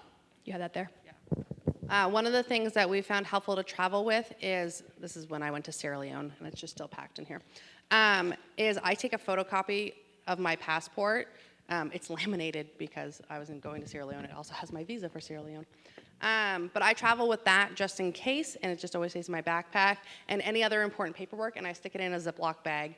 But like any letters that you might need or travel insurance, some countries require certain vaccinations, so you can take photocopies of your vaccination cards, and you can just keep those in your fancy IKEA Ziploc bag. Another question online? Besides the jet oil that we talked about, what else did World Hope provide that team members don't have to buy? The jet oil, the vests, which are team vests, so they come back. Oh, what besides the jet boils does World Hope provide that you don't have to provide as a volunteer? So mainly the jet boils, your vests that you'll wear and return, the first aid kit, and potentially a cell phone we're trying to work on. If anyone has any good leads on a good cell phone that works internationally, it doesn't cost $1 gazillion, because Canada really sucks for that. Yeah, so like usually we have a partnership with Amazon, and so they, whatever the need is, we get a lot of really cool stuff from Amazon, tarps and tools and generators and like roof tarping stuff, like not like blue tarps, but like roof papering stuff. So that sometimes comes with us. So like things that you're gonna need to provide the community you won't take, but that will be things that just kind of show up in St. Pete's that you take with you. Yes, so we actually have, we have a storage locker in St. Pete's that has boxes of things ready to go with us. Our friend Jen, who lives down in that area, is organizing it for us so it's better organized. And those are just things that you're gonna wanna take with you, so there'll be the fuel for the jet boils, sometimes there's shovels in it. We had been taking Coleman stoves that use propane, but those are bulky and big. So that's why we bought the jet boils for the Canadian teams. If you're traveling with the Americans, I'm sure they can use some of our jet boil water. Maine people, you count as Canadian, so. Yeah, I think that's everything, yeah. Any other questions online? Any other questions in here? Yeah. Yes. When do you guys want to take the picture? Is that coming up? Oh, my paper's down there. Here, hold this. The question is, do we have a list of a packing list? The answer is yes, we do. We do. So this is our packing list. I believe it's posted on our living room Facebook page. Yeah. Yeah, so we have a little like Facebook group, and so we have this, and it's just all the things that you need to pack. This is what I packed. One of the things I don't have yet is waterproof matches. But like I do have duct tape and a knife. But yeah, that just is kind of everything that I packed in my bag. So. Any other questions? No? All right, why don't we do a break and come back in 10 minutes? You want to say that to the Yes. group? We're going to do a break, and then we'll come back in 10 minutes, which will be 10:57 or 9:57 for you group people in the other locations.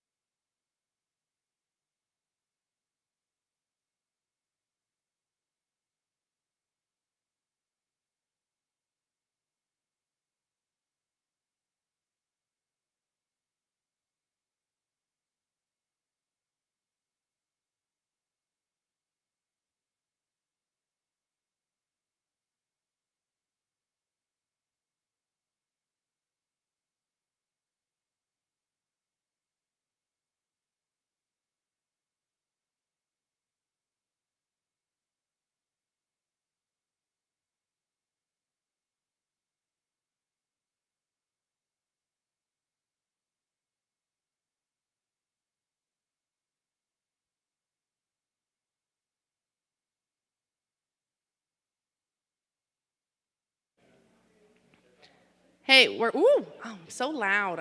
I'm not good at microphones because I'm too loud already. We're going to start our next session. So for those who are watching from away, you can start paying attention again, and those that are here can start making their way back. So our next session is so again, we partner with a company called Katadyn, and they do like outdoor stuff. And they make our water makers for us. And so we had John Wright, who is our Katadyn specialist, and he has sent us a few videos that we can watch. He actually came up and did our training with us in 2018, and we would definitely love for him to come back and do more training with us once he can fly in and not have to self-isolate for 2 weeks. So we're going to watch some videos, so you can sit back, relax, and watch. There's 3 videos. 2 are of John talking, and 1 is like a sped up version showing how to set up our water makers. So sit back, relax, and enjoy.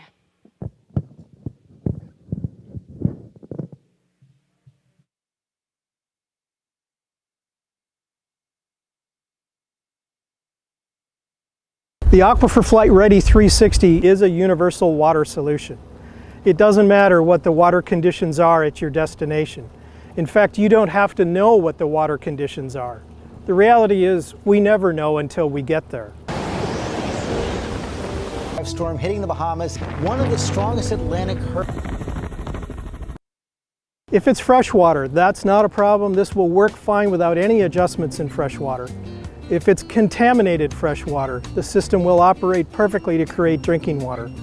If it's brackish or seawater, it doesn't matter. This is a universal system that works in any water condition. So you can operate it on 12 volt, on 24 volt, on 120 volt AC, and 240 volt AC. Any power source is an acceptable power source for this unit. If there are no outside power sources, you can still run your system on the built-in solar power plant. With regard to site selection, there's a couple of things we want to look for. First is water condition. We want to choose the best possible conditions in terms of the clarity of the water. We're trying to avoid any kind of oil skim. If we see an oil skim on the surface, we keep looking until we find a better location. We're also looking for a footprint that can accommodate us. So we need room for our solar panels. We need room for the water maker casers. We need room for our operators to operate, and we also want to consider room and a way to erect a shade over the operators to prevent sun injuries. Today our water point is a marina location. Aquifer operators love marinas as a water point, and there's a couple reasons for that. One is that we have clean, clear access to the water from a pier or a dock. 2 is that we have a clean, dry, flat place to operate. And 3 is that we can scan the water from above here to see any kind of incoming oil film or skim that would cause a problem with our intakes. Beaches are another choice, but beaches are not ideal for aquifer operators. The reason for that is that beaches tend to have a lot of sand suspended in the water, and that sand can be a problem with our intake pumps. There's also the tide. As the system is deployed and the tide changes, we may need to move the entire system with the tide. Aquifer operators are always looking out for our membranes. We want to make sure that the water that goes through those membranes is the best possible water we can get. One thing we should consider is that our membranes don't like chlorine. So our operators are always trying to protect the membranes from any kind of chlorine exposure. If fresh water from a municipal system is your only water source, that will still work, but we'll use a carbon filter to remove the chlorine before it goes through the system. So just a quick overview of what it looks like when the aquifer is set up and running. We have our 3 solar panels. We're tilted towards the sun to maximize our PV potential. We have our spares kit here, which has our pumps. It has our flotation for the pumps. It has the water bags here that we use for flushing, for pickling, and for cleaning the membrane. We have our solar kit. You can see our 2 lithium-ion batteries here. You can see our solar controller, which is controlling charge from the solar panels to the batteries. And you see our power selector switch. This will allow us to select any power that's available to us to operate the system. Next is the water maker itself. A quick overview of the water maker includes the Clark pump. There's two membranes here. These are seawater reverse osmosis membranes. The Clark pump is a pressure amplifier. So it's taking the pressure that comes from the intake pumps and it's essentially amplifying it up to the osmotic pressure, about 800 pounds PSI to 1,000 pounds PSI, depending on the water conditions. The Clark pump doesn't use an external power source, it's just the pressure that's coming from the intake pumps. One thing we look for in the aquifer is the heartbeat of the Clark pump. You can see it, and you can hear it, and you can feel it.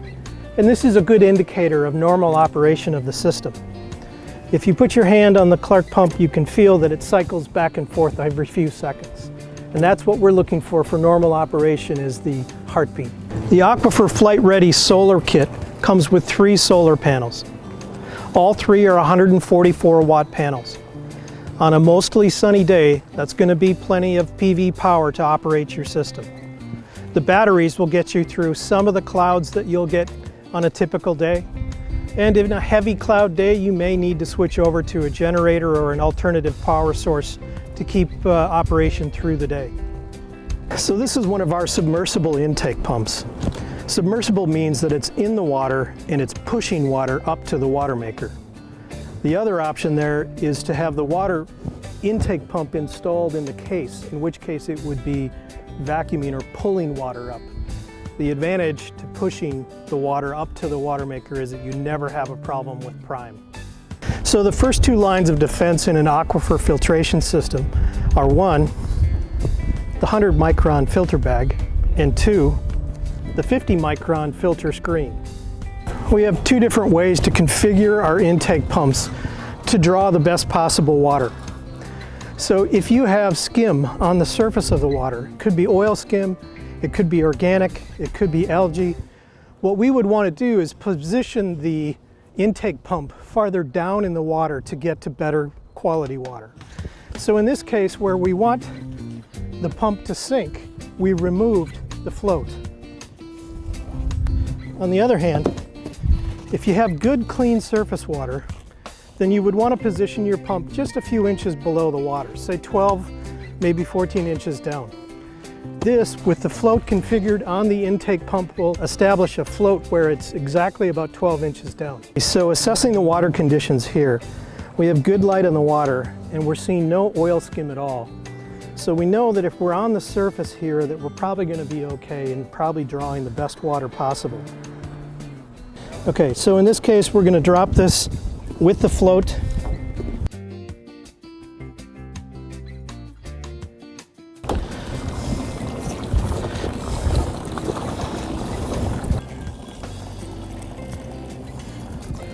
So for normal operation, what we're looking for is an intake pressure of between 60 and 100 pounds. This will vary according to temperature and salinity.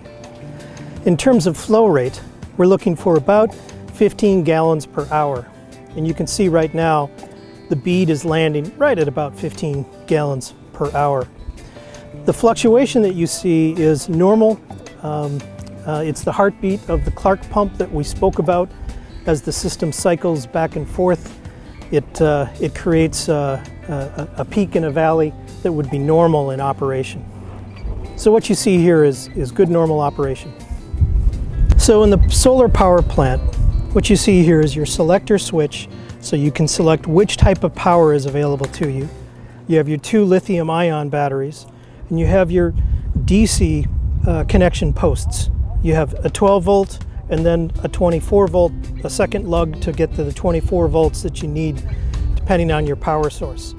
You have your solar controller here, which controls all the power to the intake pumps. It controls the charging of the battery. It does everything for you. So one thing that we're looking for as aquifer operators is we want to remove any kinks in our lines. The kinks constrain the system, they reduce productivity, and they alter the pressures in the system. So we're always trying to find ways to remove any kinks. All of the connectors in this system can be adjusted by hand. All of them can be tightened or repaired.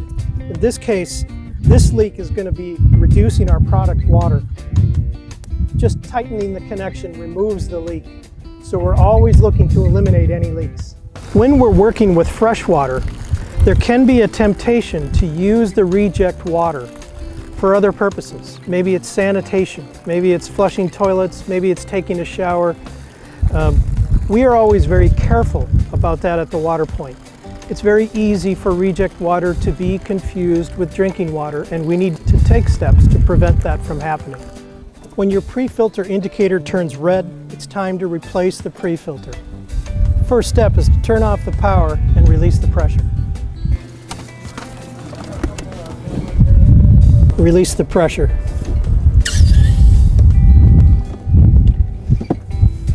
So the filter housing can be a little hard to remove. We've supplied you with a lever to help release the filter. So what you want to do is use your case as a bench and surge into it to release the filter housing.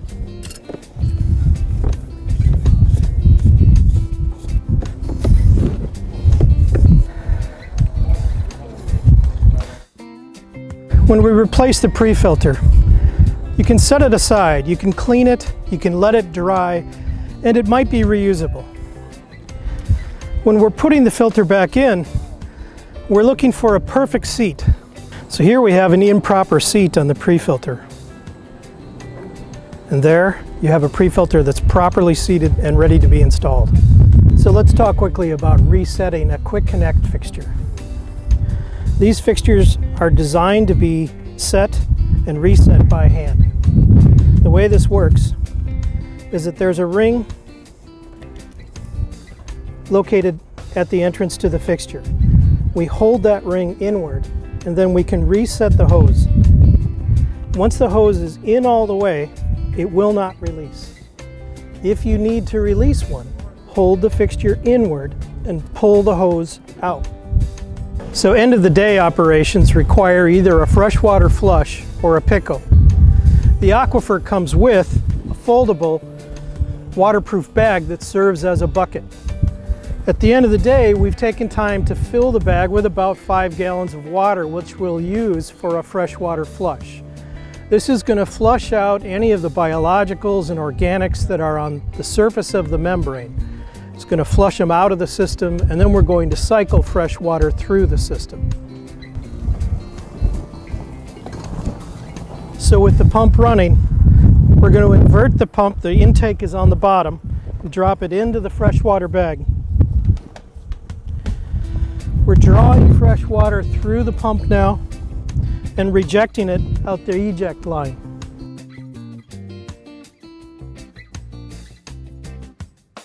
So at this point, I've drawn about 2.5 gallons of the water through the system, flushing the membrane and rejecting the water. Next, I'm going to recycle the fresh water back into the water bag and allow the membrane to cycle through that fresh water to clean the membrane.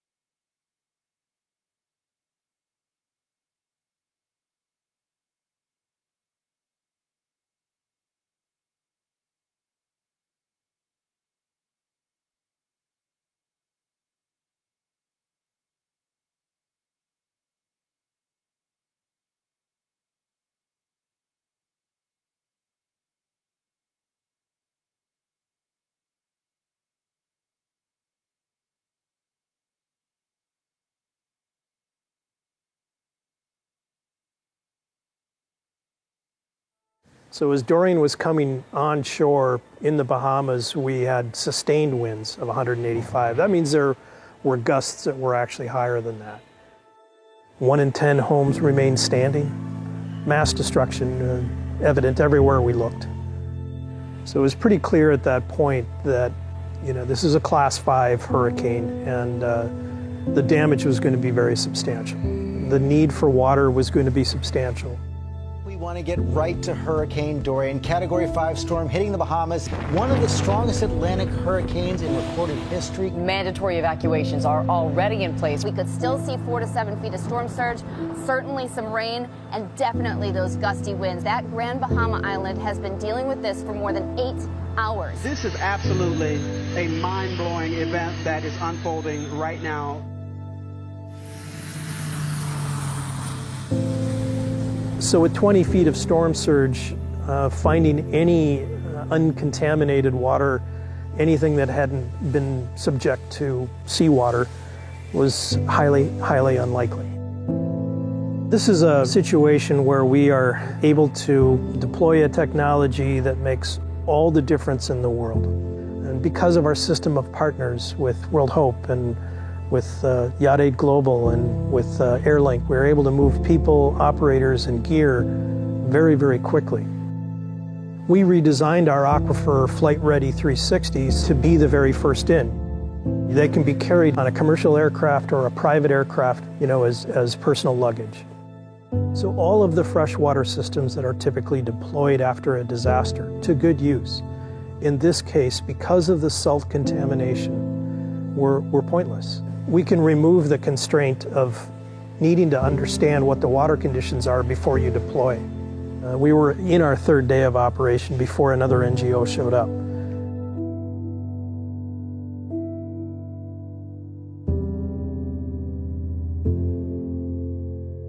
What we found when we arrived was gratitude.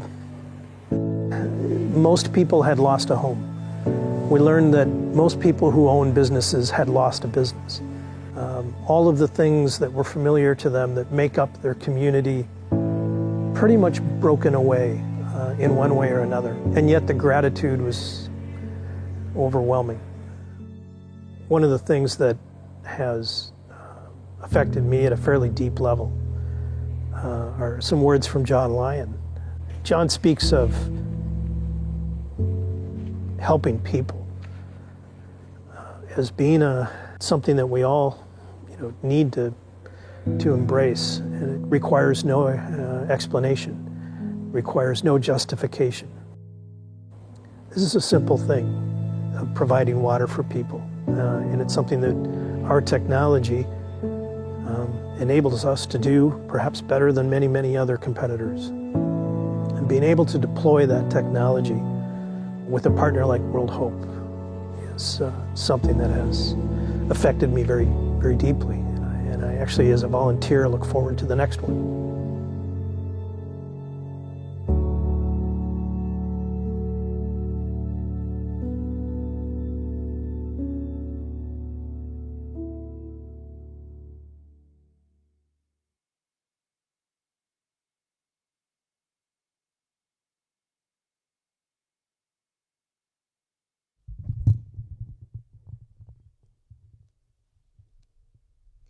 Okay, so I get to do the fun session of paperwork. I know it's not always thrilling, but one way World Hope is going to make just the sending process for all of our volunteers efficient and fast is to create a file.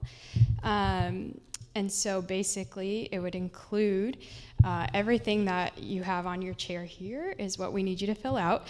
But when you get the call, like Dorothy said, hey, you're gonna leave tomorrow, we wanna have on file your passport, all your waivers signed, insurance ready to go, emergency contact, and that way it takes stress off of you to worry about that, and then we can move fast on tickets and get everything in order. So before you leave today, fill out all of this, sign everything, and then if you brought a copy of your passport, attach that in here, and then just bring this up to me. Even if you've been on a trip, we still need you to fill this out. The only people that don't have to are the Louisiana team that just went, so Dorothy, Rhoda, and Kurt, because we have everything up to date for you guys. But Alan, I know you've been on a bunch of trips. We still need information.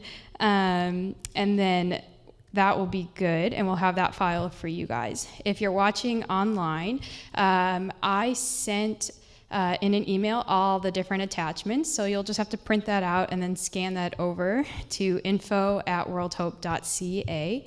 And then as well, like before you guys go, we also send out a humanitarian letter. So this is just proof that you're with World Hope, you're a volunteer, and so sometimes, like even though we work with Airlink, sometimes you'll go in to check your bag and they'll still maybe get confused that you're a volunteer and ask for payment, but this letter will basically get you free checked luggage.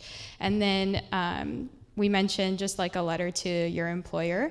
If that is needed, we will obviously provide that, and it is important just for people who are in a 9-to-5 job to make sure you're putting this on the radar of your employer, just to say, hey, this is kind of hurricane season right now. I might be leaving in a week, and then just let us know whatever you need, and we'll provide that for you.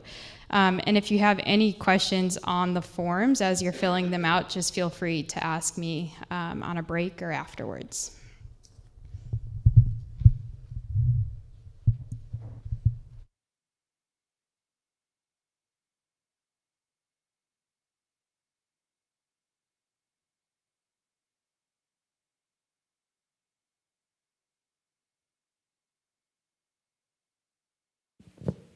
Maybe I should just stay on the stage. So this is my story. So I'm just going to talk for a little bit, and then I just have a video, and that the video shows my time in the Bahamas, but it's also a good reference video for later. Heather and I are going over our social media stuff, so it gives you an idea of why some of the videos and photos are taken, to show what it's just a video I made. It's not anything fancy.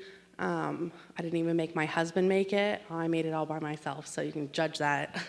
But it just kind of shows why we take certain videos so that we can use them for marketing purposes and fundraising purposes. So my story. So I did the training in 2018. I was also a Beulah and heard Tanya talk, but Tanya and I had already been talking. And we decided to do the training on the water makers at our church, and so I got to help kind of organize that and set it up, which was really exciting. And then nothing really happened because I couldn't go on the first trip with Jimmy because I was heading to Sierra Leone. I'm the missions pastor at our church, so I do travel with for that sometimes. And so the following year, Tanya and I hung out a lot that summer. I helped her move from Ontario back here, and we talked a lot about like what it would look like for us to go on trips. And then Hurricane Dorian came up, and we were all watching because it was very much on the news. And her and I were chatting back and forth, and then the first team that went was some American World Hope staff. And I was like, I want to go. I'm ready. I promise. Like, let's go. And Jimmy and I were messaging, saying, like, let's go, let's go. So I was a bit annoying, and I sent multiple emails being like, hey, what about Airlink? Don't we have Airlink to get us places? And they're like, oh, yeah, let's do that. And so we set it up, and like 12 days after the hurricane hit, Jimmy and I met at the airport at like 3 a.m., and we started our little adventure to Florida. We flew in and we were supposed to leave the next morning, but another tropical storm came in, and actually the team that was there the week before us had to evacuate early because of that storm. So we had to wait until Silver Relief could fly us in, so we hung out in Florida with our Catadyne teammates and our other teammate from Florida, Jen. And then we flew over to the Bahamas on our little tiny Silver Relief planes. And they split us up. So Jimmy and his team went and started a new location. And our team went to Marsh Harbor, where there had been a location set up, but they had left really quickly and just thrown everything in a storage room. So when we got there, we had to reset everything up and let people know that we were there and that water was available. When we got there, there was still a lot of people that had left. There was only a few, not a few people, but there wasn't families there. It was mainly just the men of the community. There was a few women that we saw, and I think we saw 2 kids on our last day. But for the most part, it was just a lot of men who had stayed behind for either reasons that they didn't want to leave, or they were slowly coming back to take stock of damage and to start cleaning their homes out. And so when we arrived, we just started kind of going around the community and letting people know that we were back. We fixed a sign up so people could see that. But it was such an overwhelming experience. It was really good, but there was just so much to take in. Alan mentioned that you hear stories constantly. When people come to get water, they talk.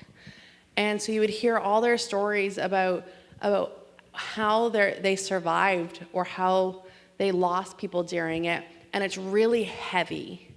So our team discovered, and I know a lot of the other teams discovered, that when you're alone and you don't have local people with you, you have to find ways to laugh, because it was so heavy and depressing that, and it sounds bad, and like when you think about it, you're like, why would you have fun during this time? But we had to find ways to actually like have a good time with one another when we were alone. That was a big part of it, because it's very heavy, and so we did that, and we enjoyed each other's company, and we had fun, and we learned about each other's families, but there was always just that heaviness around you. And that's why when you come home, we do a debrief with you, because we want you to be able to talk about these things. One of the things that we had, so there's like dogs everywhere after the hurricane. And we had one dog, we had a couple dogs that came, but I don't like dogs, I'm scared of dogs. And we had this dog that came to our camp, and he was like terrifying looking to me. And he smelled really bad. And so I named him Rudolph. Lois knows him as Rudy, because the next team renamed him Rudy. But his name is Rudolph. And Rudolph was our dog, and he became like our guard dog. And he was like the nicest dog ever, but he was really mean looking. So like people would come and we'd be like, good boy, good boy. But Rudy wouldn't hurt a fly, because he was just like, he just wanted someone to love him. So we would feed him our 800-calorie food things, and he liked us. And we all wanted to bring him home. Every team that went after that was like, can we bring this dog home? But my trip was such a great experience, because once I came home, because we were the first Canadian team to go down, I became the person that knew everything, which I didn't actually. I was just really good at being like, yeah, you can talk to me. I know what to pack. And this resulted in people sending people my way to talk and discuss how to get there. And then Tanya just had to hire me after that. So I just worked my way into a job that way. But it was such an incredible experience to just be that in the moment help for people. Like again, I said, I'm a missions pastor, so we do missions trips. I've been on different missions trips, and those are always, planned out. You have activities that you're gonna do, or whatever, like construction thing you might be working on, or project. But this was such like an in-the-moment need that people had, and you realized how important it is. And sometimes you're like, we're making water. And it sounds silly in the moment when you're like, we make water. We make clean water, but we make water. And it sounds silly in the moment, but then you realize that like everyone needed that. And they couldn't survive without it. And you noticed in the video, John Wright mentioned that we don't use the leftover water. We actually do as World Hope. Catadyne does not as much. But so our team was using clean, like fresh water. Jimmy's team was using salt water. So their excess water went back into the ocean because it was just extra salty water. Our excess water went into, we had this big, it looked like a portable hot tub, but Keith Norris, who's our wash expert with World Hope, wouldn't let us use it as a hot tub. We tried multiple times. So we use this thing, they call it an onion, but it's like a blow-up pool. And so all of our excess water, so you get the little bit that goes in the clean water, and then you get all the rest of it that goes into the onion. And we were able to use that. It wasn't drinking water, but we were able to give it to people to clean with because their homes were starting to mold and they needed clean water. And using dirty water would just make it worse. So we were able to give them that, and they would take it by the bucket load, like literally like huge drums they would come and collect. And that's another thing that you need to lift is like we'd like pour buckets into it. This microphone doesn't like me. Am I standing in the wrong place? Is that better? Okay. So yeah, that was my experience. So I'll let you watch the video because it's pictures and you can see that. Oh my goodness. And I don't want to touch this microphone again, but I have to later. So anyway, enjoy the video. Don't judge my video making skills.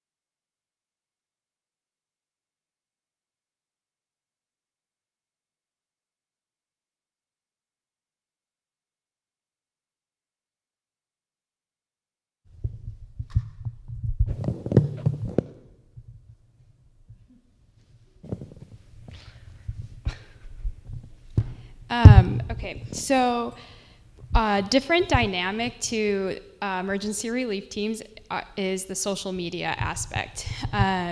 I run a lot of logistics from our office, and I do a lot of marketing projects for us as well.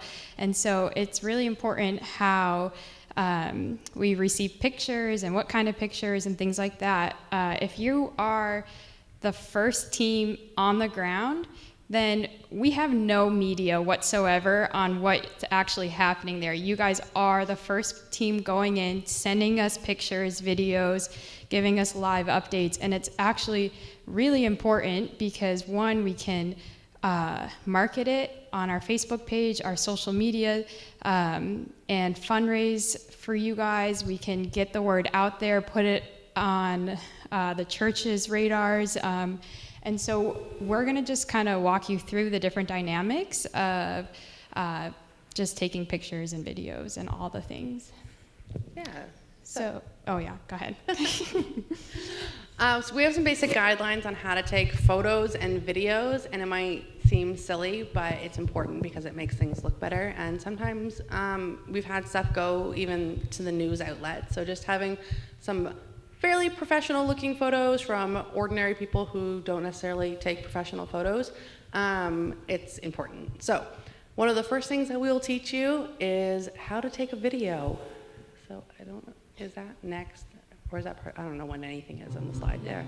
This is my backyard, by the way, and I didn't mean to add music to it, so enjoy.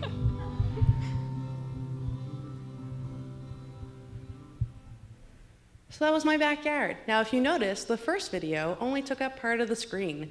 That's because I used my phone like this, okay? Lots of people take video like this, but it doesn't fill up an entire screen when you're making presentations. So just hold your phone this way. I know it's silly, but it makes better videos. So just hold your phone horizontally.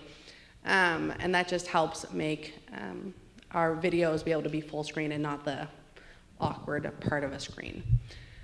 They're short clips, yes, right? and short clips. So 2 one to of the 5 things, seconds. so like you'll notice in the video I just played, there was just different short clips showing areas. So they need to be like between 1 and 5 seconds long.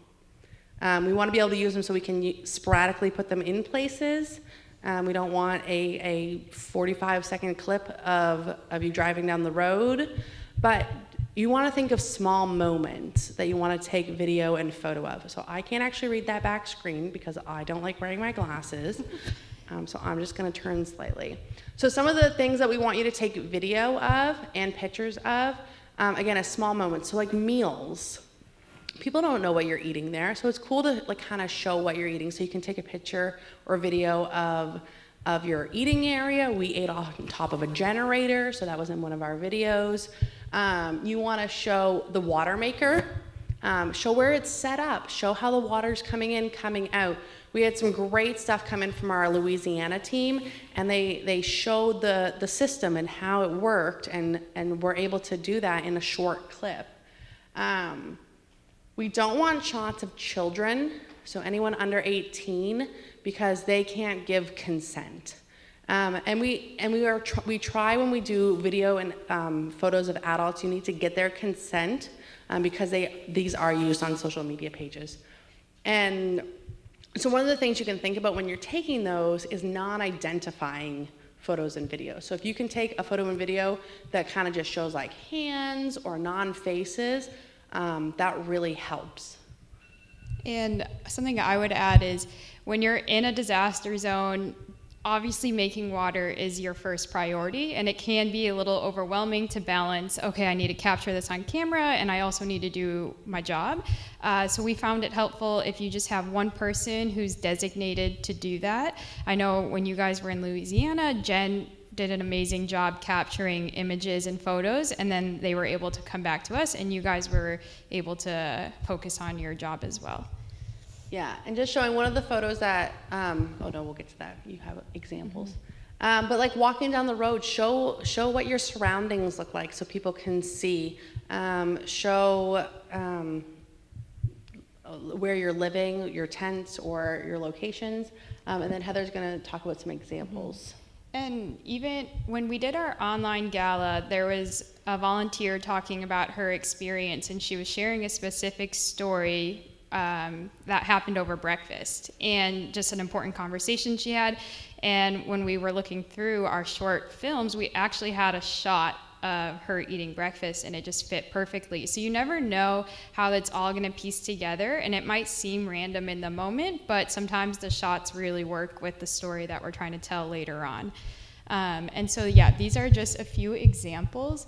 As you can see, close-up shots of the water. A big thing in Louisiana was the sustainability of our water, and so we were able to capture that in comparison with the plastic water bottles. You can see just shots of people actually working, doing construction work, making water, team shots, and I added one of a barbecue happening because I feel like this really captures a great relational moment on the field. I think some of our teams in the Bahamas actually hung out with the community. They had time playing games at a park and a barbecue, and just showing the relational side to that is really important. Part of World Hope is we always want to show dignity of anyone we are taking a picture of. So again, ask permission, make sure we always portray hope and joy in our photos. So that is also very important. Oh, there we go. Social media logistics. So this is, as Heather said, we try to collect our social media photos from you so that we can post them, because it helps with fundraising efforts. When Jimmy and I went to the Bahamas, the two teams before us weren't Canadian, but they weren't taking a lot of photos, and a lot of things weren't getting posted. So I was traveling with Jen, who's from Florida, and her and I just did a huge media blast that week. We were tagging World Hope, we were using hashtags, we were being shared by like Rotary clubs from the Bahamas, like shares going all over the place. And that helps people come back to World Hope. And so the important thing is to have it public. I'm never using your microphones again. The important thing is to have it public and to tag World Hope in it. And then there's usually some hashtags that usually come around whatever disaster you're in. So what we set up was a Google photo album. And so this was really important to us because we wanted to have the control of being able to pull these photos and not have to rely on each team member either like texting them to us or emailing them to us. So Google Photos is this incredible thing that we use because we can have a shared album. So we set up a Hurricane Laura album, and then we shared it with every team member, both Canada and stateside. And what they had access to with that is that they were able to upload their photos to the album, and we would get them in real time. So when the team was able to access Wi-Fi, or some team members had data, when we were in the Bahamas, we had one phone that was a local phone with unlimited everything, and we used that as a hotspot. So we were able to throw these photos in, and then we were able to share them on social media on our World Hope platform. The second thing that we used to make sure that we had good connection with the team was our WhatsApp. Tanya kind of mentioned it earlier. So WhatsApp is an app that allows you to, you don't need data, but it's a texting app. And so before a team even goes, we add everyone to it. It just uses your phone number, your cell number, and it becomes a texting app.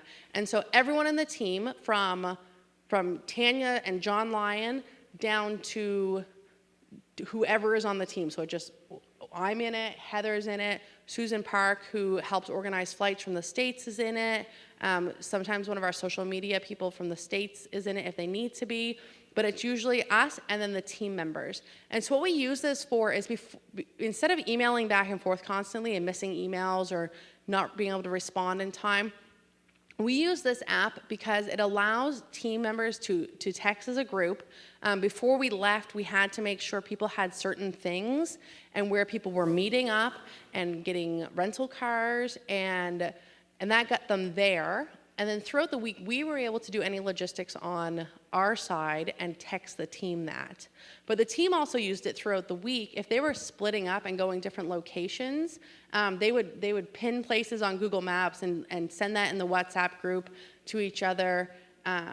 and they used it to communicate within themselves also throughout the week. And so that was really helpful this time, just being able to be in direct communication the entire time.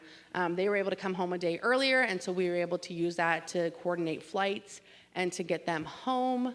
We found, like, our entire team found it really helpful, both on this side and on ground. So. Yep, and then we have, test. There we go. We have our Facebook group that we've mentioned throughout this training, and in there you'll see a variety of units, which will include everything before you leave, things you need while you're on the ground, and then when you come back, all debriefing resources. And so part of that, like, pre-departure unit includes all of our social media guidelines that we talked about, and you can download it, read through it before you go, or keep it on your phone so when you're on the field, it's easy to just forget. And then it just has a variety of other information before you guys leave. Anything else? I think so. Is there any more slides, Mike? None? That's the next one. Perfect. All right. Kurt, you're up. This is Kurt Bandy. He went on our trip to Louisiana and is Heather's husband.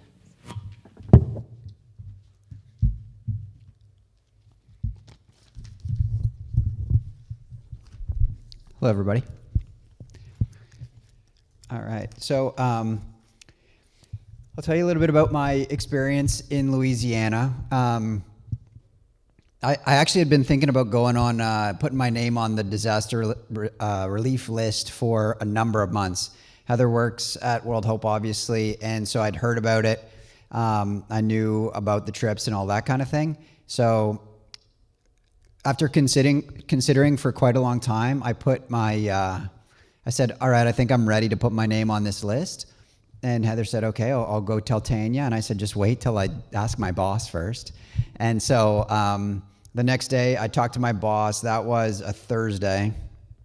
At the end of the day, I said, hey, it's hurricane season. I'm thinking about putting my name on this volunteer list for doing relief work. Do you support that? And it was kind of yeah, we could probably definitely maybe probably do that. And I said, okay, great. And the next day, I think 9:30 at the beginning of the day, Heather texted me and said, you want to go tonight? Want to go tomorrow morning. We ended up leaving that night. And my leader was off, and I texted her at home and I said, hey, what about now? And it looked like it was set up, but I really didn't know, wasn't watching the news to see that Laura was doing that. But it was really cool to get support from the company and a couple of volunteer days combined with vacation, and we were able to go. One of the unique things about Louisiana is it's in the U.S., and lots of infrastructure, lots of things happening quickly, unlike somewhere like the Bahamas that's slower in mobilizing resources. So it was kind of a, hey, how will this be different? How will this work? And something that we learned was, even though we figured, yeah, it's the U.S., there's access to food, there's access to hotels, there's access to whatever. We thought it might be, hey, it looks like it's this posh kind of relief trip. Turned out everything gets booked up. All the rental cars go super fast, and we had to really be flexible, just like any other experience. And so it was a lot of being flexible and figuring out a different place to sleep, a number of nights, and figuring out food and all of that kind of thing.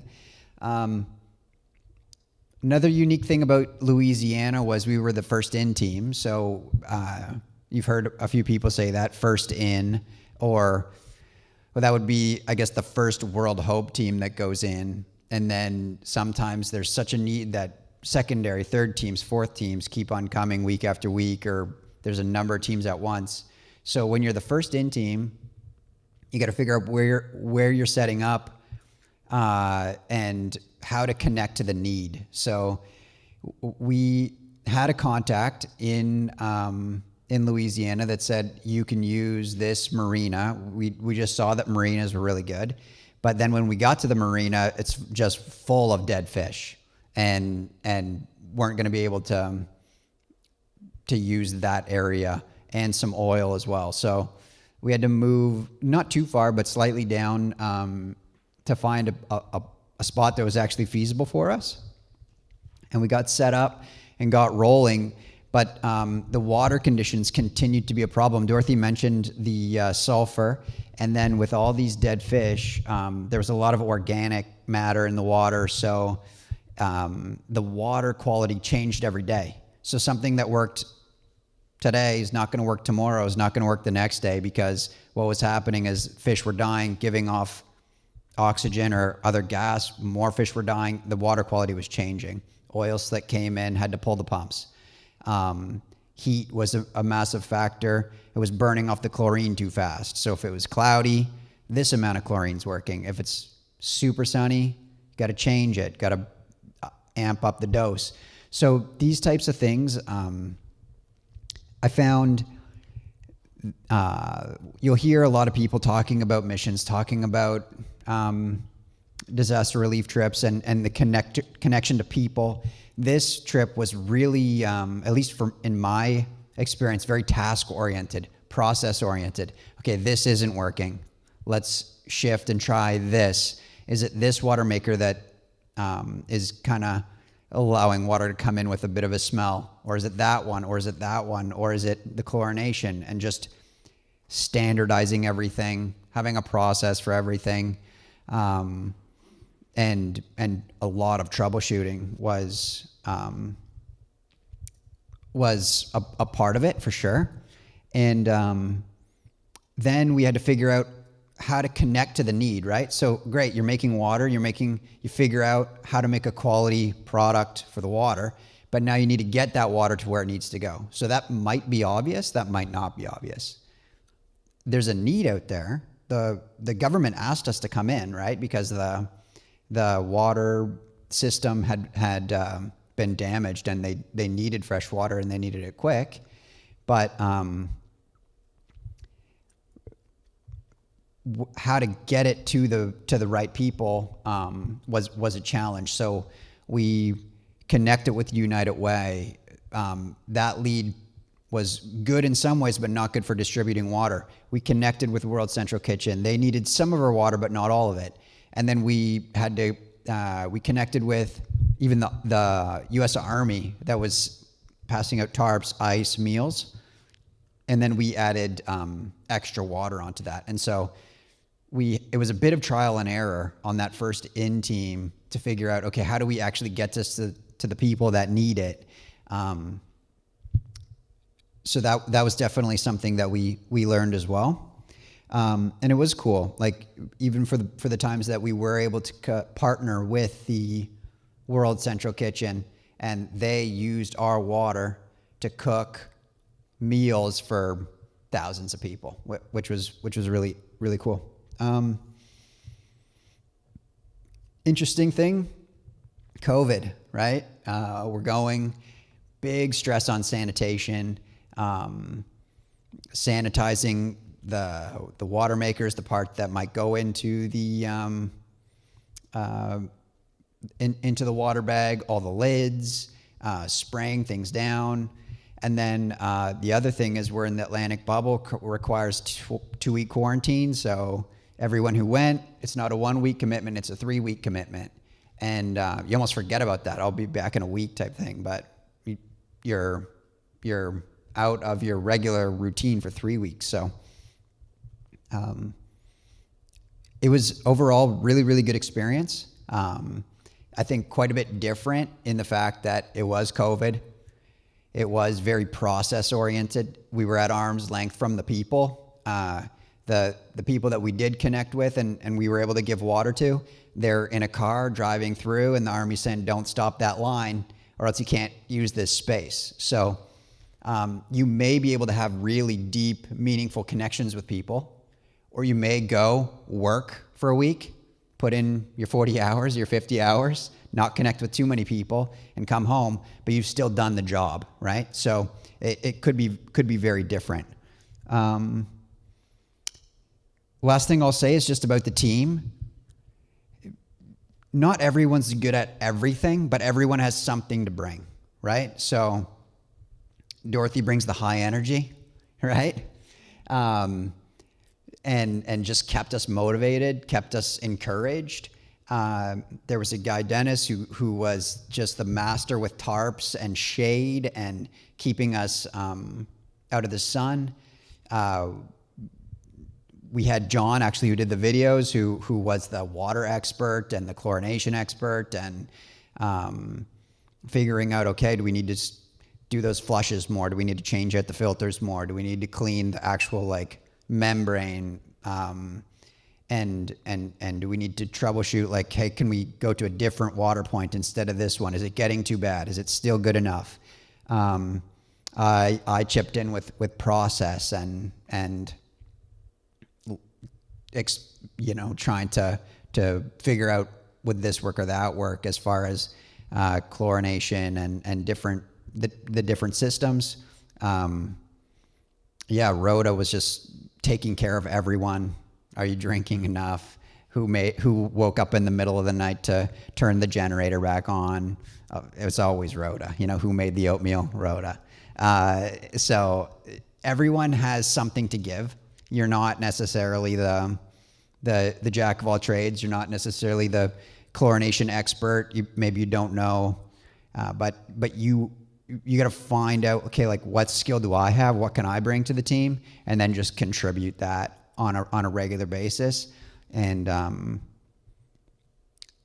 so that was my experience. I mean, I enjoyed it. I think I'll keep my name on the list and hopefully have another experience. That was it.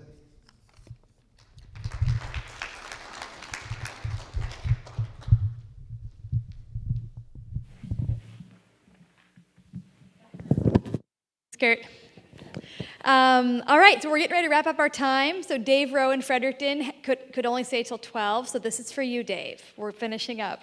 We might be a few minutes over with questions. So we're in the Q&A session right now while the online group are sending in questions and while you guys are thinking about all your deep, awesome questions, which have been great today. Just a few reminders. So we have what we call a living room. It's a private group on Facebook for this group, for the disaster response volunteers of World Hope. So you have to like the World Hope Canada Facebook page, and then you'll see the group in there, and we call that the living room, like a hangout place. We'll be doing tons of trainings on there, lots of resources. So this is what you need to do. You need to find World Hope International Canada, like that page.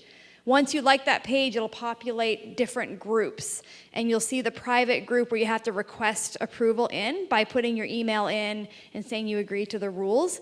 And then I've been approving many of you today, just now, into the group, but I want you to be able to join that group. It's going to be a place where we're going to be able to do hey, we're watching this hurricane, we're watching this disaster, it looks like we're going to respond, we might not be responding. A lot of first response information will be coming there. Email's really slow, as you guys know. Does anyone wait 3 or 4 days to answer emails sometime? It gets down in the bottom. This is a fast way to message and connect and get information out when we're responding. So please like World Hope International Canada and then look for, it's called WHI Canada Disaster Response Team. And it's right there on that page, and you can ask for permission in, and we will invite you guys into that living room where we'll hang out and grab coffee on and off. So that's something I want you guys to just be aware of. Another quick comment about your employer, and I know that Louis and Jimmy have done this really well. If you start talking with your employer about your interest in this, that you're working with a humanitarian organization that you'd like to go serve, many employers actually provide time off for this, or won't make you take vacation time because you're responding to a disaster. Louis had a really cool opportunity. He wrote an article for his internal team about his experience there, and they shared it across his work. Jimmy's work was so excited that he was able to go, and they were really excited to be able to serve by allowing him to go quickly. But you want to start prepping your employer for that ahead of time. So start talking about it. Email us. We'll get you an official letter saying like that you're one of our volunteers. This is what we do. This is how it works. I don't have it here because I want to be able to put your employer's name in there with the date. Make it very personal for your employer. But please let us know so we can help you communicate with your employer that this is something you'd like to do. You'd like to be ready. And it might not be for a year. It might not be for 2 weeks. It might not be for 2 days. But start talking and having that conversation. You will be surprised probably at the response that your employer might have whenever you're coming up and saying, I'd like to serve the world in this way when people are hurting. So those are a few comments on that. Okay, Q&A time. Let's jump into that and then we'll wrap up and be done for the day. So any questions at all online? Yes? Yeah. Yes. Just hit a request approval to enter. She's looking for the Facebook page on our Facebook page, the living room on our Facebook page, and you have to answer just a few questions. So answer those 3 questions, your email, have you responded with us yet, and that you agree to the rules of the group, and then we'll let you in. Oh, it's under groups. It's under groups. She's doing it right now. It's under groups. Yes, thank you. Anyone else? Questions?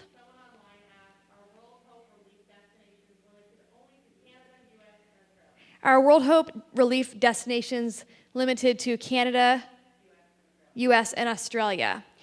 No, so those are the sending locations where we send team members from. So currently we send team members from Canada, US, and Australia to places all over the world to respond to disasters.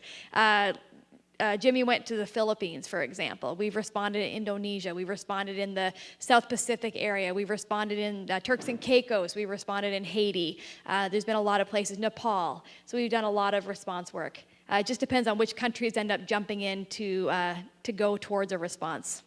Good question. Any other questions? That means we did good. You guys have a lot of questions. In that group, we're going to have a lot of information. Your packing list is going to be in that World Hope International Disaster Relief Team group. Information on paperwork that you need to sign and stuff like that. All that stuff's going to be in there as well. Yeah, question? Yeah.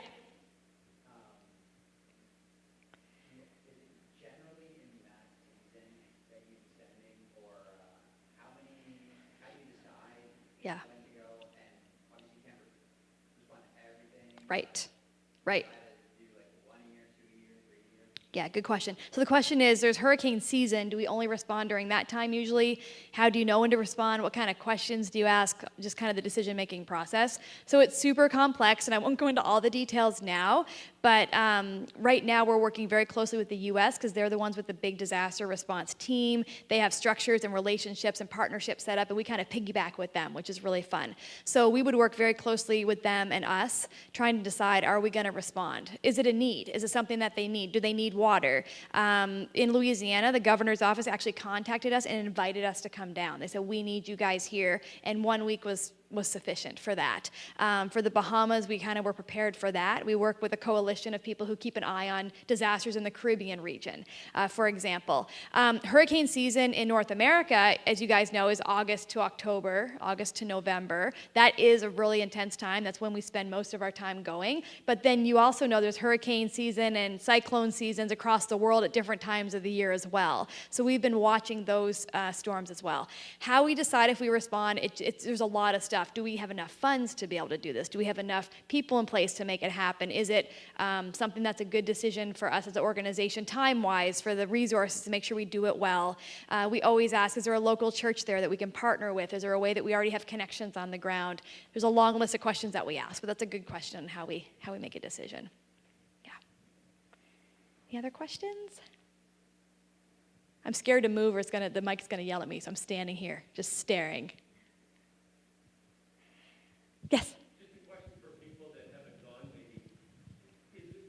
Is there a selection process? Yeah. For them? Yeah. You know, if people say, I want to go, what's their next step? Yeah. So the question is there a selection process? If people want to go, how do we get people on the team?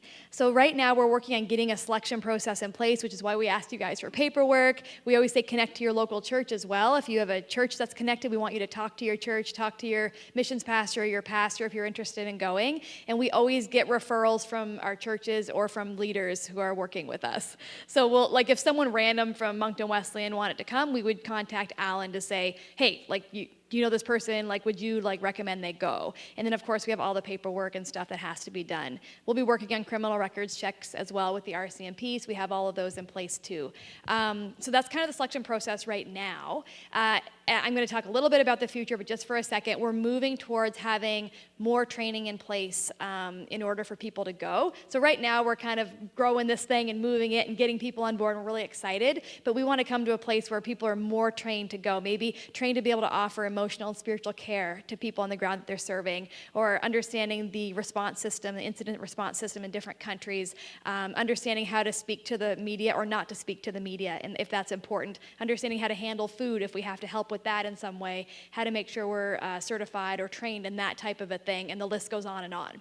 So this is kind of the beginning of more training and more connections into disaster response, and as we move towards that direction, there will be some specialty roles that we're going to need in the area of logistics or communication or food handling or water specialty that we want to start getting the training in place for Canadians to do that as well. So that's kind of an initial starting point. You'll hear more about that in the near future here, but the selection process right now is through your local church, and then working directly with World Hope. And if you don't know who the contact is at your church, just let us know, and we will connect you up as well and work together on that. So once we get you approved to be on the team, it's really simple. It's like email or Facebook message like, we need 5 people by tomorrow morning, let us know, like it moves pretty quick at that point.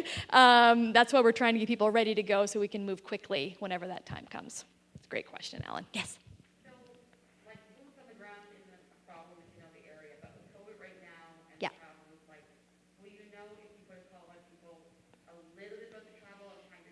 Totally. Yeah. Yeah, and we work on that as we're watching a storm come in. We're working on the travel. The question is with COVID and travel and the details, it's very specific. So you're not responsible for that. You would just work with us, and we would tell you what you would be doing. Like your travel to this location is this, this, and this, and make sure you have these things. For Louisiana, Alan, I'm like, Alan, we need like personal protection equipment. He's like, I'm off to Costco. So he's running to Costco and he's buying face shields for everybody and masks and gloves and like so we all work together whenever a disaster hits to be able to send. And you'll know all that stuff before you leave. Yeah, that's a good question. Any other online questions? Hi, online team. You guys are awesome. Yes. This is recorded for future members who want to do training as well, so we have this ready. And if you know of people who would be interested, let us know and we'll share this link with them. It's going to be unlisted, but it's available for people to be able to watch. All right, well, let's close in prayer, and it's so good to have you guys here. Thank you for joining, and if not, thank you for watching later and being here online, and we'll close in prayer. God, thank you that we can respond, that we can take action through our faith and help people who are hurting. And disaster response is very different than a missions trip or a development type trip, but this is something that we feel called to do. We feel that we can be the hands and feet of you in places where people are hurting right after a disaster has hit. So I just pray as we start building up teams and building up momentum and energy and excitement and donors and people who are interested in participating, Lord, that you would bring the right people on board and that we would really glorify you in all that we do, that everything that we do would show you in our actions and in our words. And we're so thankful to be able to do something like that. Be with us as we start working on logistics and pulling teams together, more training that might be coming up and partnerships that we're working on in Canada right now. We're really excited about this, and we just want to say that we want you to be in charge. We want you to go ahead of us and for us to follow you 100% in what we do. Thank you so much for who you are and the way that you love us, the way that you've saved us, and the way that we can show your love to other people in our actions through disaster relief. Pray all this in Jesus' name. Amen. All right, you guys are free to go. Thank you so much. Don't forget your free shirt and your paperwork. And if you want to try on sizes here for your paperwork, if you want to order one from us, just let us know. We're here to help and any other questions you might have. Thanks so much.